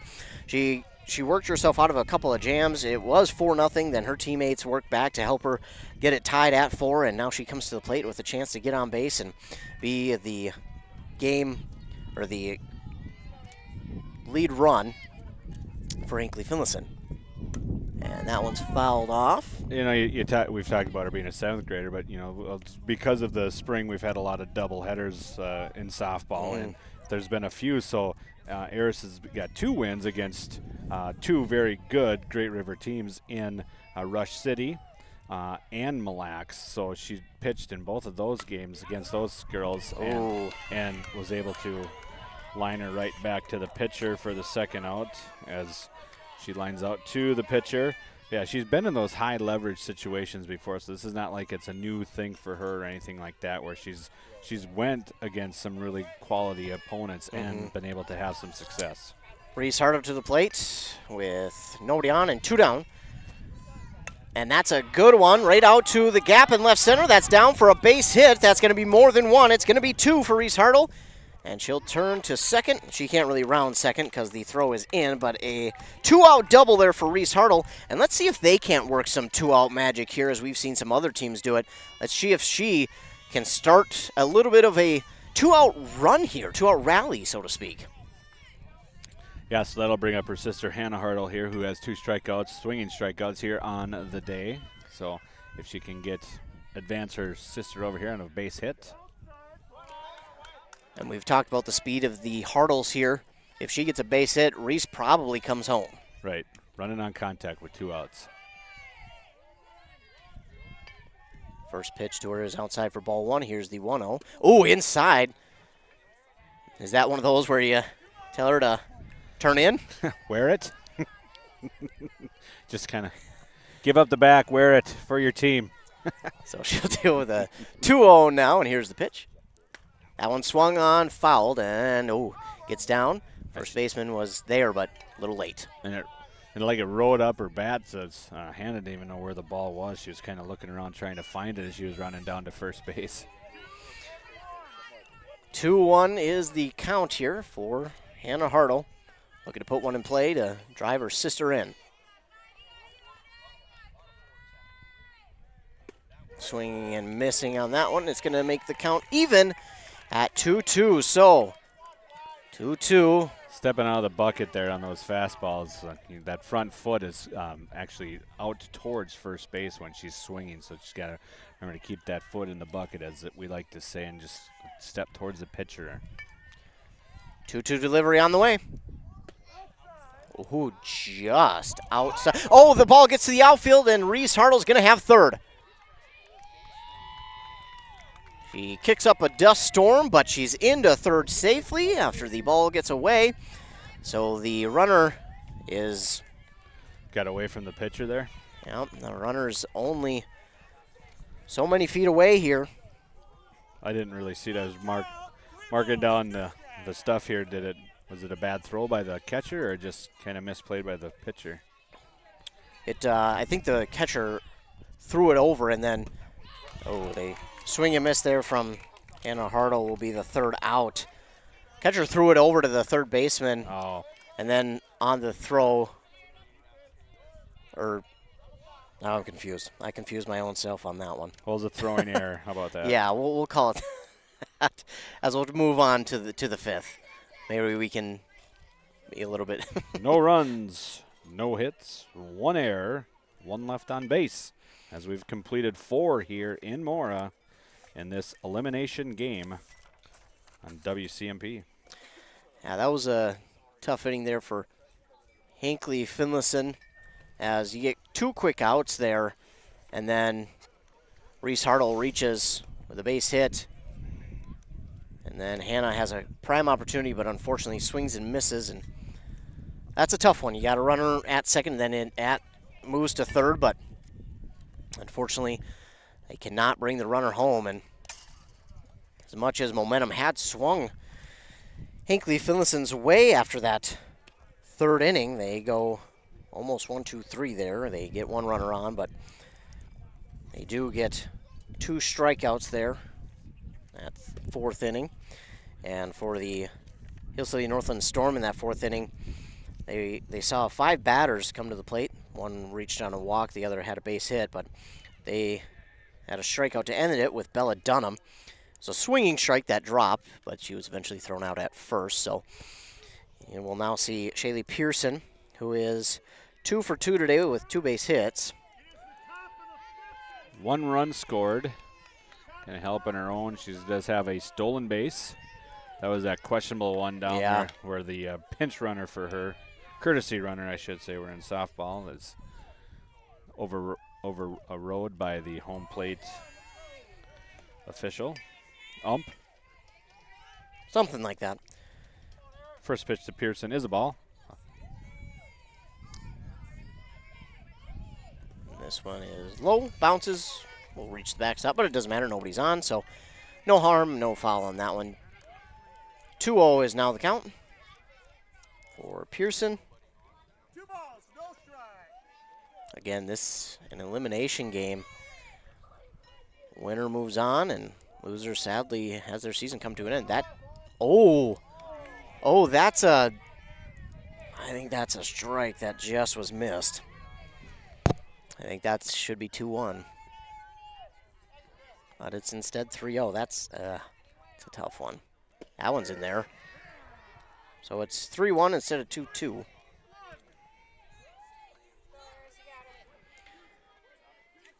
know, give credit to Richie, though, on these balls that... Oh.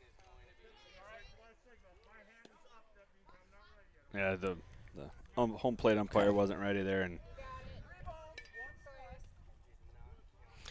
so pitcher or the home plate umpire was not ready, but now he is. And Richie was. Yeah. That one's going to be ball 4. And that's got to be tough for Richie there, because that probably throws off your timing a little bit when you have that happen. And not anybody's fault, but it's a tough situation, because again, that last pitch was a strike, but then unfortunately the ump wasn't ready, so had to do it over again. But like I was saying before, give credit to Richie. She's been so even keel throughout this game. She's never been too high, too low. Runner's going down to second. That's an out if she can hold on to it. The runner will advance to second. The throw was beautiful. Give credit to the catcher, Lainey Johnson. The throw down is perfect. Just unfortunately, the second or shortstop cannot get her glove on it enough to make it an out. That's going to get by. The runner from second will move to third easily. So now nobody out and a runner on third. And it's Charity Berg at the plate. So in a little bit of a difficult situation here are the Jags. A 1-1 count for Berg and a runner already on third and nobody out. Oof, luckily that one went foul down the first baseline, because that is screaming extra bases. That easily drives in the run. Yeah, it was out a little bit there, but yeah, it was definitely a foul ball, and gets 1-2 count now to Charity Berg, who was hit by a pitch and was put out by the first baseman unassisted. That one's inside for ball 2. So if a right-handed hitter is hitting to the first base, we know she's a little bit behind, so position yourself in such a way that you're going to be able to make that play, because Harris is dealing some heat right now, so got to be ready for it. And that one's hit right down to center field, and she caught it! She caught it, but the runner's going to score on the tag. Give credit to Reese Hartle. That's a diving catch that's hard to make. Yes, it is a sacrifice fly, but Reese Hartle with an absolute beautiful diving catch. That was a great catch in center field, right center field. It was kind of drifting over to right field there a little bit. So yeah, it was a great catch by her. So that'll be a sac fly for Charity Berg, which will get the Hill City Northland Storm back up. And the first one is inside, got her on the hand, so it'll be a strike 1 to Madison Barnes. That runner does come across. Obviously, ideal situation, you strike out all 3, don't surrender the run. Not very likely when the runner is on third with no outs. But now you do get an out. You gain a little. I got to feel like there's some momentum from a diving catch for your team. That one one's well, just high. Well, just the stress of not having base runners. So there's no base runners on no stretch. So now it's just you and the catcher, nobody to worry about running the bases. Swing and a miss by Maddie Barnes. And ahead in the count is Richie, 1-2. And again, she ran into a little bit of a tough situation here early in this one. Ump wasn't ready. She had to redo a pitch, which was a strike, but she still, again, has kept her cool here as that one is low for ball 2. It's 2-2 in the top of the 5th with 1 out. Storm have crossed a runner to take a 5-4 lead. 2-2 delivery from Richie. Oh, a little bit late is Berg on that one. Or, excuse me, Maddie Barnes.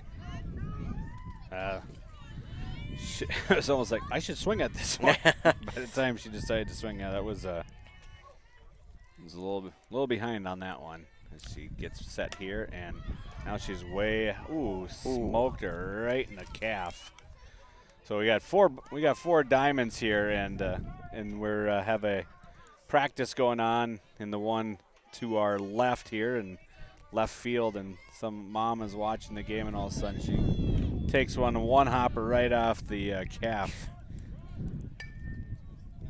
Richie will hit this one, but it's a little bit high. Full count now to Maddie Barnes.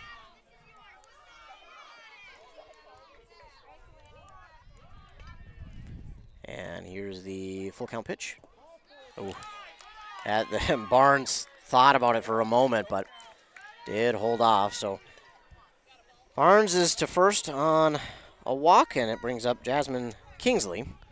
Kingsley is popped out to the second baseman and hit to the first baseman, put out unassisted. So she is 0 for 2 on the day. Runner from first, thinking about going to second, but Lainey Johnson ready. And that's where you have to understand as a pitcher-catcher combo here. His team she's way behind on these things, so just throw that smoke and have her come get it. Same right there. So just another fastball just rising right by her. So again, she's having trouble catching to your fastball, so just keep humming that thing in there and let her swing at these. And as a 7th grader, she has a pretty darn good fastball already. That one's going to be inside, and it's going to allow Barnes to easily move to second. So Jasmine Kingsley with a 1-2 count. Runner on in scoring position now, and 1 out. Storm lead 5-4. This one's popped up. Richie will hold on to it, and fundamental softball right there. She used both hands. Love to see it. So that'll be out number 2. Made the catch basket style, Willie Mays style, right? As long as she made the catch, though. That's right. It's my major league reference for the day. 2 down. Runner on in scoring position, and it's Allie Zapzelka. Got Allie and Abby on the team. Got a base on balls. First time she was up. Here's one hit towards the second baseman. She's underneath it, makes the catch, and that'll do it for the Storm in the 5th. So they do get 1. Yeah, that one you wouldn't think hurts, but in softball, you just never know in a game like this. That could prove to be the run that they need. But with Hinckley-Finlayson after that 3rd inning, I would say the runs are not done for them quite yet. We will take a quick commercial break. We'll be right back. You're listening to Playoff Softball on WCMP. When you need an AC or furnace tune-up, Dale's Heating and Appliance is always clutch. Need financing on a new AC or furnace system? Dale's Heating and Appliance in Pine City is your closer. Dale'sHeatingandAppliance.com. Avoid costly repairs on your AC or heating system by getting a tune-up from Dale's Heating and Appliance. Dale's is your hometown cooling and heating expert, servicing Pine City and surrounding areas. Visit Dale'sHeatingandAppliance.com today. Dale'sHeatingandAppliance.com.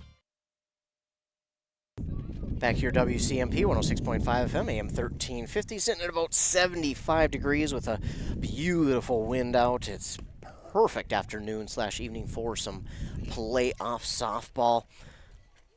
Beautiful Beautiful day out, hardly a cloud in the sky. And after the spring/winter we had, it did not seem like any of this weather was going to be coming. We've had some really nice days for Class A softball in our area. Tuesday night was a beautiful night. Yesterday it was about 55, 60 degrees outside. So we've different. We've got that timing down here for when to be out here, because we'd be freezing right now if it was last night. Yeah, last night got chilly. I was surprised, but I shouldn't be. It's Minnesota.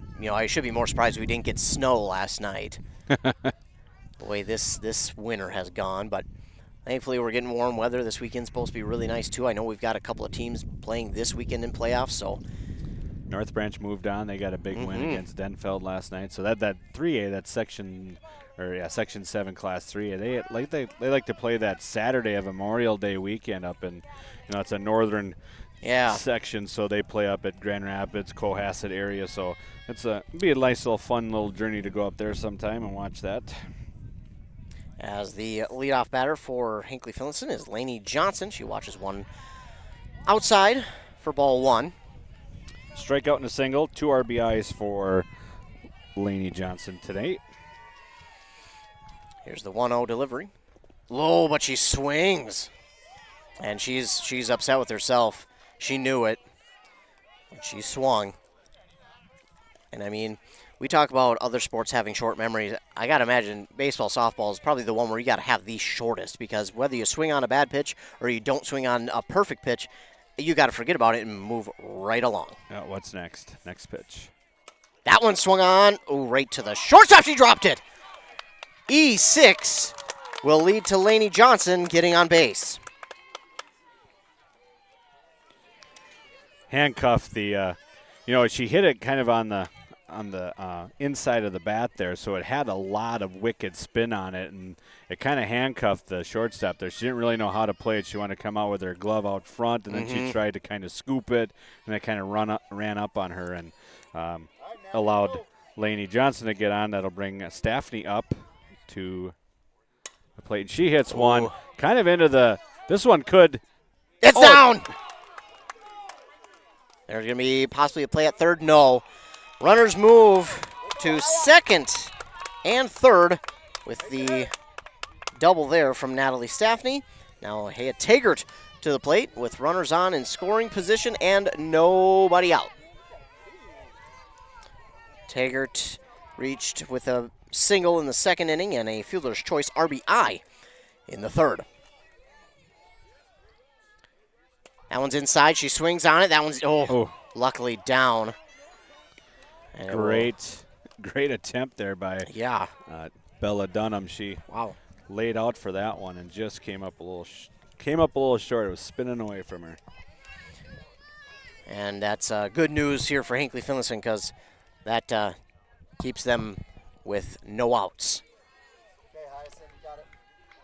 So Taggart will move back into the box with an 0-1 count. Runners on in scoring position. Here's the pitch. Oh, that's where they've been living, but man, that is so close inside. So 0-2 count now for Taggart. Now she's got to protect. But you've got runners in scoring position. Base hit probably brings them both home. Here is the 0-2 delivery from Pearson. And she swings that one. It's going to at least score a run. Bring home one. It will. And the runner, Taggart was almost safe at first. So I think they called her out. So Taggart will get another RBI. And that was a 4-3 put out. So one out, but it ties the game right back up at 5. With the go-ahead run at third now, as Hopkins is up to bat. She struck out and grounded out to the shortstop. Here's one right to the... Oh, she dropped it! Yep, she dropped it, but... So it'll be E5 there.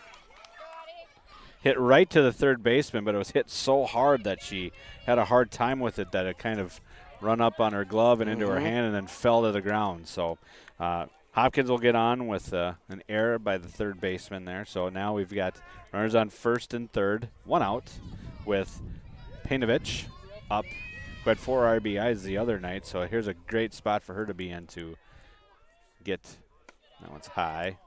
And not the same success so far here in this one, 0 for 2 with 2 flyouts. But, like you mentioned, great opportunity right now to get your first RBI of the evening. In this game, I should say. Right. Runner at first and third, looking maybe Hopkins to get to second base here. It should be there for her if she wants it. And she's going. And it's that on will. The ground. Going. Ooh. No, they call her out at first, but sends home a run, and the runner from first moves to third. So Painovich is the second out, but it does score a run, so an RBI there for Painovich. And now Degerstrom comes to the plate. 2 down, Degerstrom at the plate. 6-3 put out there. And the Jaguars with the lead right back, 6-5. Wind up. And the pitch to Degerstrom. Outside for ball 1. Joey Hopkins over at third on the RBI from Painovich. It's Degerstrom. She's 0 for 1 here, reached on balls in her first at-bat and then struck out in her second. That one's going to be fouled back into the backstop.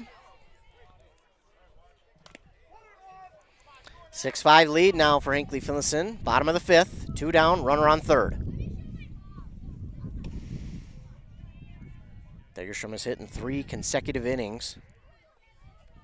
After not hitting the first 2. Yeah. So Pearson. Ooh.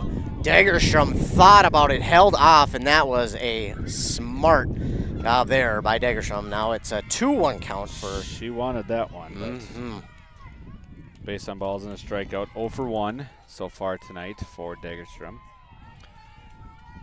2-1 delivery. In there for strike 2. She shakes her head a little bit, maybe thinking to herself, could have swung at that one, but it's a 2-2 count now. 2-2, yeah, like you said, 2-2 count, but you got that runner at third. You can't be leaving these runners at scoring position that close to home. So a hit here would score and get a little bit of a cushion for Richie as she takes the mound in the 6th. Outside, full count. And yeah, that was a bit of the problem there in the first game against Mille Lacs for Hinckley-Finlayson, leaving runners on and scoring position. They had plenty of times where the runners were on second and third, but they couldn't just drive anybody home. And they would like to add another run here. Swinging and missing is Anna Degerstrom, so she'll go down on strikes again in the second consecutive inning as she is out number 3. So we will move to the top of the 6th inning. And the Jaguars do lead 6-5 over the Hill City Northland Storm. And that is huge after Hill City Northland took the 5-4 lead. Hinckley-Finlayson comes back and now leads 6-5 as we move on to the top of inning number 6 on that Embrace Orthodontics scoreboard. Embrace Orthodontics, custom braces or Invisalign with 3 locations, Pine City, Lindstrom, Cambridge. Dr. Sievers is also committed to providing world-class orthodontic care in a friendly and comfortable atmosphere. They will also help you find a smile you will embrace forever. They also have your customized smile journey, which starts with them with a free consultation. The team over there wants to make your journey as seamless and convenient as possible with custom braces or Invisalign. Go ahead to their website at embracemn.com. That's EMBRACEMN.com for more information.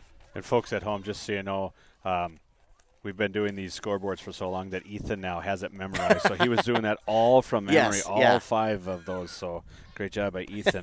Thank you to Embrace Orthodontics for helping us bring you these games here on across the radio dial on 1350 AM and 106.5, and also on WCMPradio.com. We appreciate everybody's local support to help us bring you these games to our local listening area. Absolutely. Can't do it without the sponsors, that is for sure. Hinckley took the lead with 2 runs, 1 hit, 2 errors, and 1 left on base as Haley Barnes starts the top of the 6th with a strike as we deal to the 9 batter and then back up to the top of the batting order for the Storm. Swinging and missing on that one. Yeah, she swung at that first one. It was a little bit of that rising fastball from Richie we've seen today, and swings and miss on that one too. So 0-2 count here. And how much of a confidence boost is it for Richie to either get a strikeout or an out here before going back to the top of the order?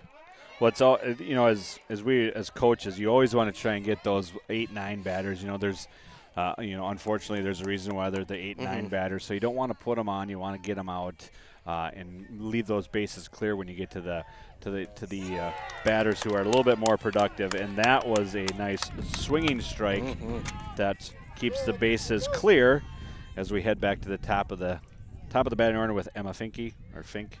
And that is her 3rd strikeout of the evening here for Richie. So a good productive day. And I'm guessing we'll see her go all the way to wrap this one up in the 7th. I would think so, unless something crazy happens. But Finke, she's 0 for 1, 2 base on balls. Takes a second ball, 2-0 the count here to Finke. And a 1-run game here, and first lead for Hinckley-Finlayson today. After being down 4-0, they come back and in the 3rd get 4 straight runs, and that one was all right.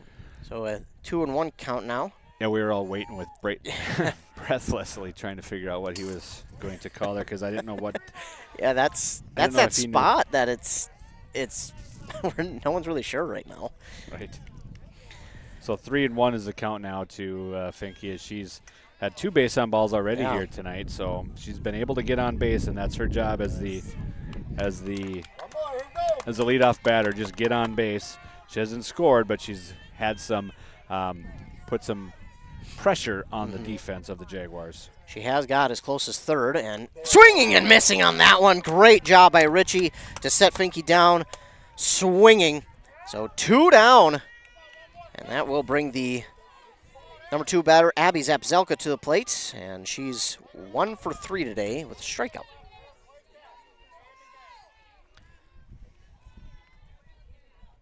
So here's the pitch. In for strike 1 on the outside part of the plate, as you probably heard. 0-1 count to Zapzelka. Hurts my ears, and I've got earphones on. Swung. Oh. So it hit the batter in the box. Okay. So even though it wasn't fair territory, it hit her in the box, so it's automatically a foul ball. I did not even come close to seeing it hit her, so that is why you're here at the other angle. As now an 0-2 pitch to Zapzelka for Richie. Low for ball 1. That's okay. That's a good spot, though. It's low. I mean, the only thing you're going to do with that is pop that high in the air. You're going to drive it into the ground for an easy out. So that's a good placement on that pitch there for Richie. 1-2 count now. 2 down, nobody on. Here's the windup in the pitch. Going to be ball, and Johnson, that one kind of wildly finds a way to get by her. We'll even the count at 2-2 for Abby Zapzelka. Top of the 6th. 2 down, 2-2. Richie with the delivery. Ooh, it rises high. Ball 3.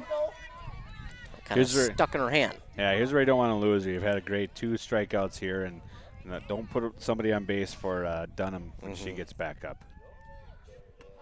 Oh, just high.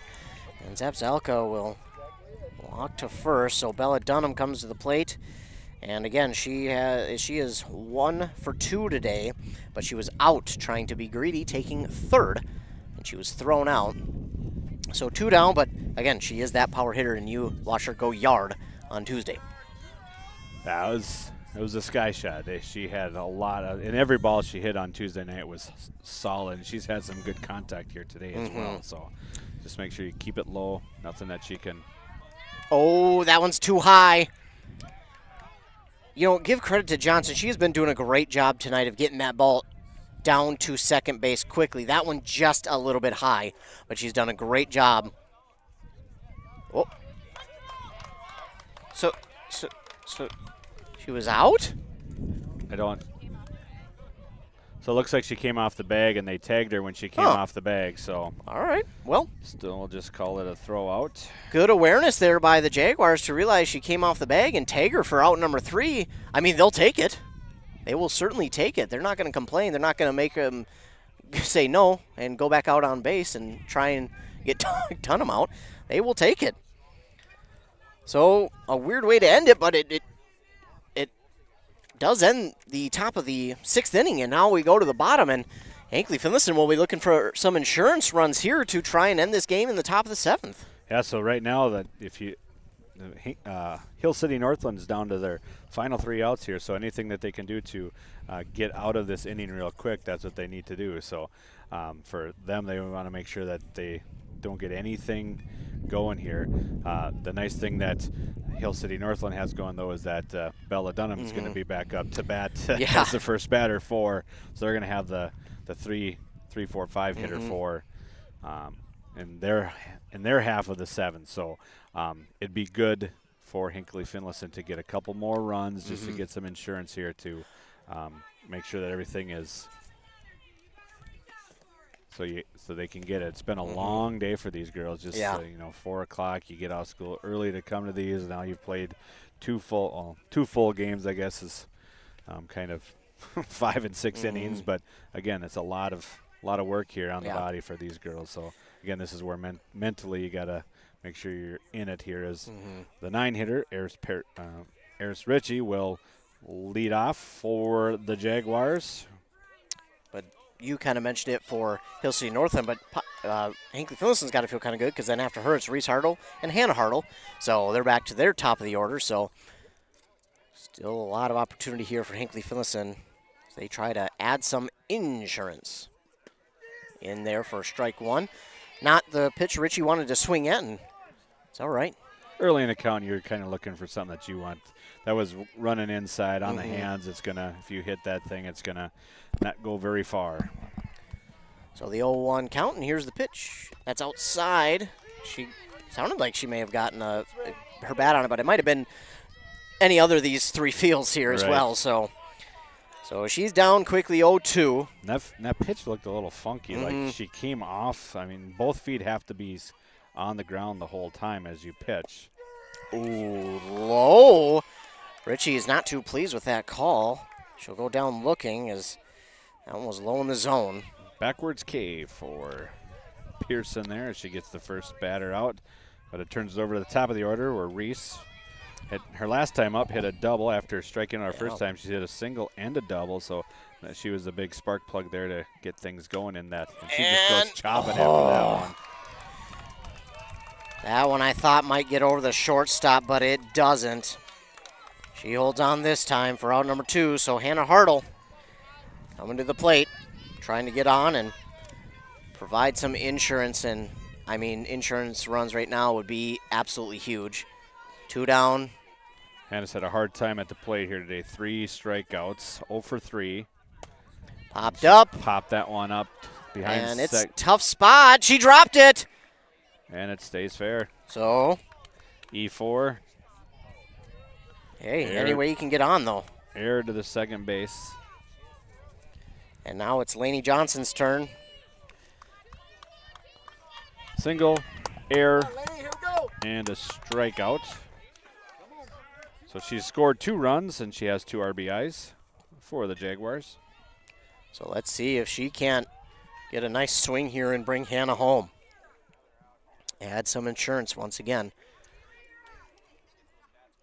Ooh, this one will be fouled back into the backstop.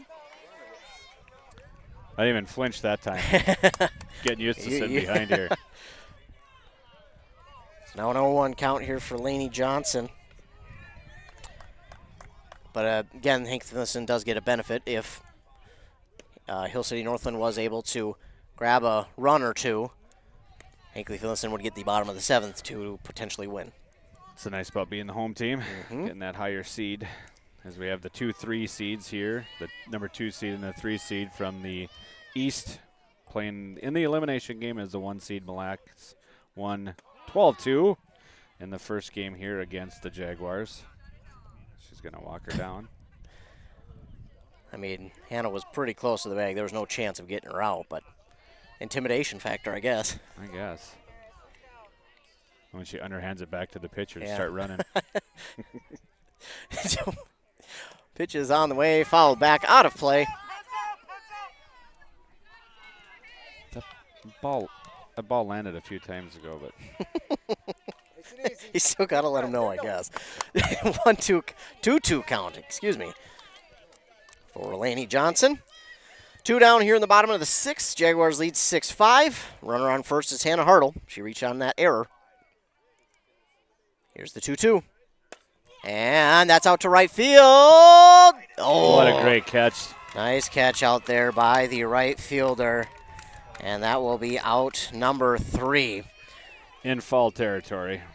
Oh, nothing you can do there if you're Hinckley-Finlayson. That's just a good catch.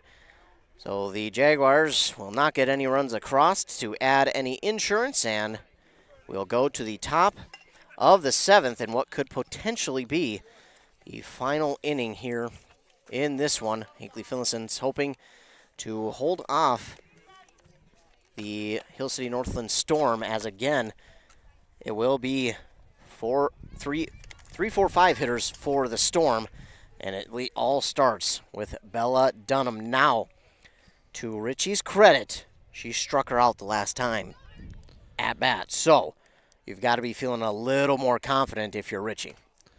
Yep, and again, it's just, like we said, put the other ones behind you and just get going here. It's just one batter at a time here, one out at a time to make sure that you can get the outs and just focus on those batters is what's going to be the key here.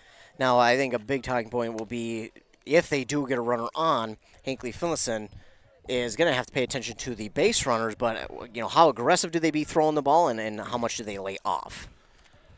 Well, again, really it doesn't count until it crosses the plate, right? So depending on where you're at in terms of outs, it's going to be all about just getting that batter, making sure that you get the batter out. That's going to be the big talking point there, is to make sure that you're focused on the batter. That's going to be key as the big one comes up.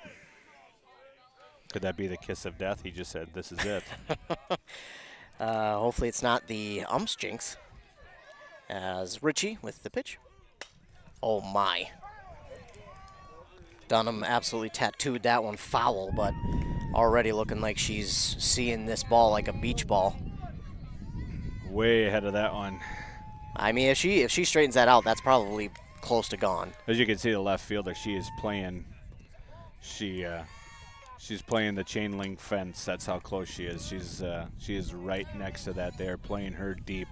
Everybody in the outfield is playing at the fence. Yeah, rightfully so. Dunham has got the power.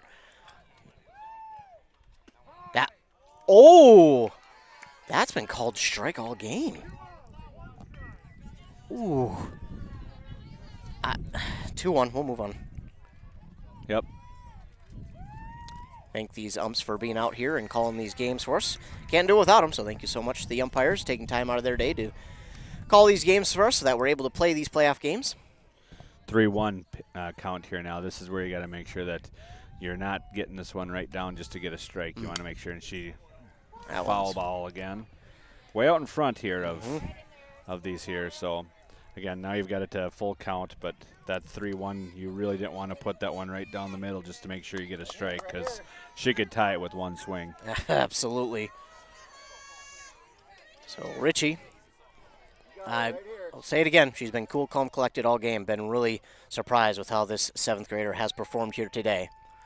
Pitch is in there. Foul again. So when the batter is ahead like this as a pitcher, what is your next move? Well, it looks like she's swinging. She's swinging way early, so you want to make sure that you stay. You don't want to give her anything like a changeup or anything like that that's going to put her on her mark. So just keep throwing the heat and see if you can get her out. Full count. Richie with the pitch. Swing and a miss, and that is a big one for Hinckley-Finlayson. And you want to talk about a confidence grabber, that is one for Richie. That was a huge at-bat there.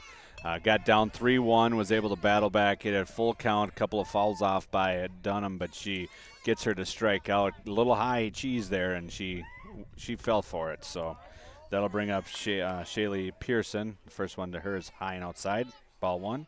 So 1 down already, though, and that was probably the one that they were most worried about, but Shaylee Pearson should not be taken lightly either. She pops it up, though, if they can get under it.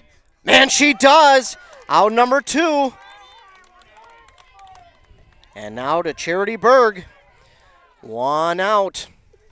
Charity Berg has been up 3 times, hit by pitch, flew out to center field and hit it back to the first baseman, and she was put out unassisted. 0 for 2 on the day. That one's high. 1-0. 1 out here. 1 out left to get for Hinckley to move on to next week. Next Tuesday. Winner goes to Pillager to take on the winner of the consolation game on the west side. She chops that one foul. High. Late swing. Yeah. So is that one of those situations, again, where she decides to go late, you just throw more heat? Yeah, because she's behind, so you just want to make sure. Well, she was behind, and the ball was way outside, too. That was a ball she probably shouldn't have swung at. Right. But either way, 1-1 pitch. She got a piece of it. Here we go. Hinckley-Finlayson fans holding their breath right now, and 1-2. Storm down to their last out. It's not over by any means, but Richie looking for it. It's a Slow grounder. roller to the shortstop. Throwing all the it way first. across, and she's safe. Oh, the stretch from Dagerstrom. I got to give her credit. She stretched as far as her body would allow her, but it's an infield single, and the tying run is at first. Maddie Barnes up next here. She is 0 for 2. She reached on an error in the second inning. Grounded out to the shortstop in the third, and base on balls in the fifth, as we get a conference visit here to the circle by Coach Joe Ranger. And he'll bring everybody in. Yeah. And then here's in the conference here too is, she's going to try and steal. She's going to get into situations to score, but the key here is let's work on this batter. You've been able to get this batter out a couple times. She reached on an error. You've got her to ground out, and she's on a base on ball. So this is an opportunity for you to just concentrate on that batter, get this out here, and then move on to Pillager.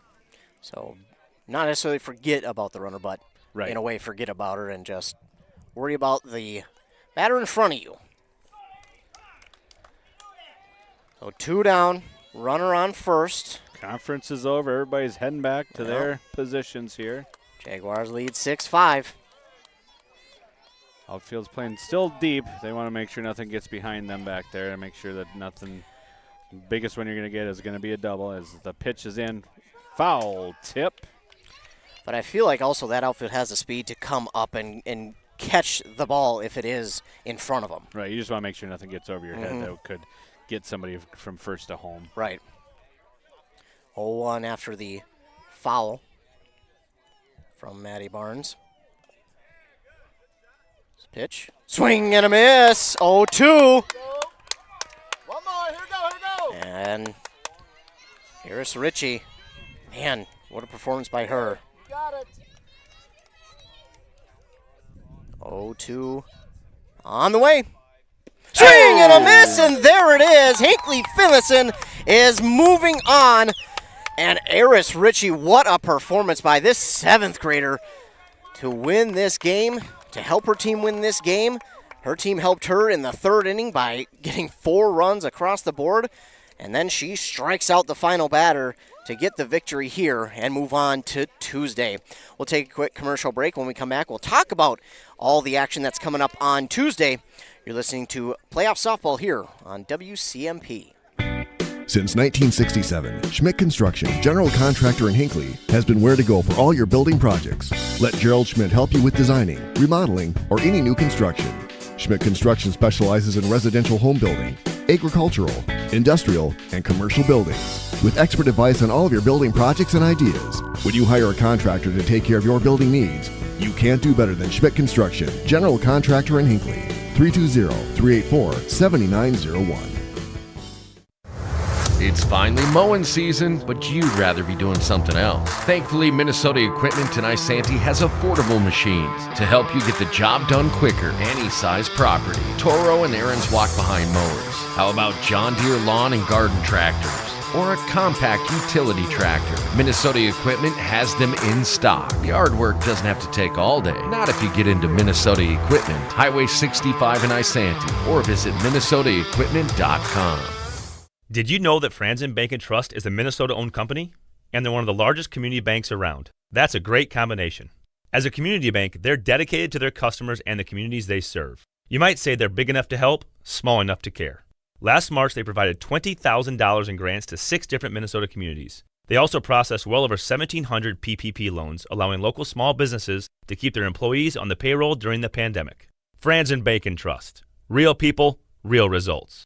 Member FDIC. An air source heat pump is not only a high-efficiency air conditioning unit, it can heat your home or business efficiently during the spring and fall. Plus, it's more economical than heating with natural gas. Have Dale's Heating and Appliance install your air source heat pump. Dale's offers a personalized focus, free consultations, and free estimates. Ask the pros at Dale's how you can receive up to $1,250 in rebates for your air source heat pump system installed in 2023 with 0% financing. Visit dalesheatingandappliance.com. This high school sports season, Wellia Health wants to remind you that they want to help your athletes stay in the game.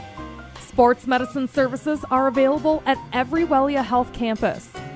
Whether it's the young athlete, the weekend warrior, or the accomplished athlete, injuries can happen. Get back in the game by calling the sports medicine experts at Wellia Health, 320-679-1313. Wellia Health. Live life well. Might need to bring the mic to my mouth. That might help. Back here on WCMP 106.5 FM AM 1350. The Hinckley-Finlayson Jaguars hold on and advance to the next round of the elimination part of the Section 5A tournament. They'll be playing now true 5A tournament softball as they will play in Pillager on Tuesday at 3 p.m. between any a number of teams: LaPorte, Sabika, Walker, Hackensack, Akeley, or Monaga. Any 4 of those teams they could play against. We don't know yet. The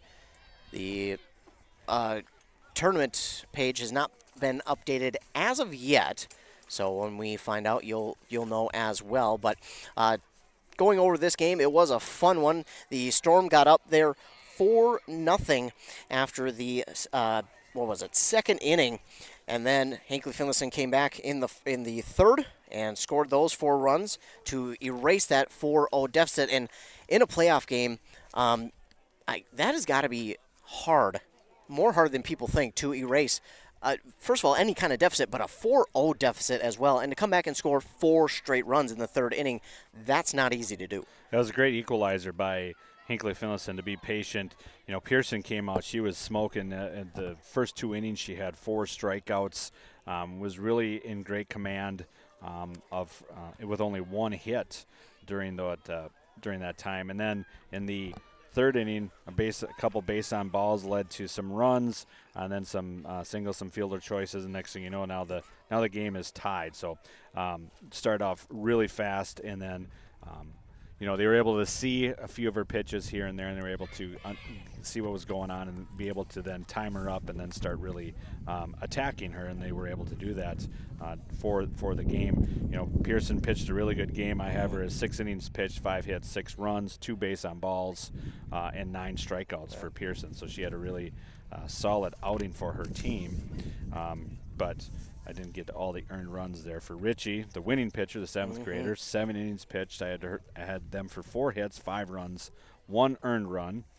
7 walks, 6 strikeouts, and 1 hit batsman. So Richie was able to pitch around a lot of base runners, either by putting them on base by the hit by pitch or the base on ball. So there was a lot of opportunities for Hill City Northland to kind of get that lead out further, but did a really nice job. 6 strikeouts for her as well. So she did a nice job of keeping their batters or their runners from scoring, even though there was a lot of them left on base. Yeah, absolutely. And speaking of Shaylee Pearson, she reached in that 5th inning on a walk, and she eventually scored the go-ahead run to put them up 5-4. But then in the very same inning, in that 5th, Hinckley-Finlayson came back and scored 2 to take that 6-5 lead, which would eventually be enough to get the victory. And again, they will move on now to Tuesday up in Pillager, Minnesota, where they will play true 5A tournament softball in the elimination bracket. So it's still win or go home, but they will have yet another chance after falling to Mille Lacs there in that first game of the afternoon, 12-2. And, after the game on Tuesday, I can't help but think this is the only fitting way to end this one. Close, a one-score game, and back and forth like it was. Yeah, it was really well-played game by both teams. Both teams were able to get some hits, some timely hits, some good luck going on. We discussed that the base runner there who wasn't running for Hill City got stranded at third where she could potentially scored. Well, that's the difference in the game. Yeah. It could have been a 6-6 game. So when you get to playoff sports, it's the little things that make the big difference. So she had to that's why the little things matter. They make big things if you take care of the little things. They absolutely do, and I'm sure that'll be something that is talked about for Hinckley-Finlayson moving on to Tuesday. But as for now, they get to enjoy the next couple days before making the early trip. The seniors will for sure be out of school by then, and then the other players on the team will get out of school a little bit early there on Tuesday. I'm sure next week's probably their last week, I'm guessing so.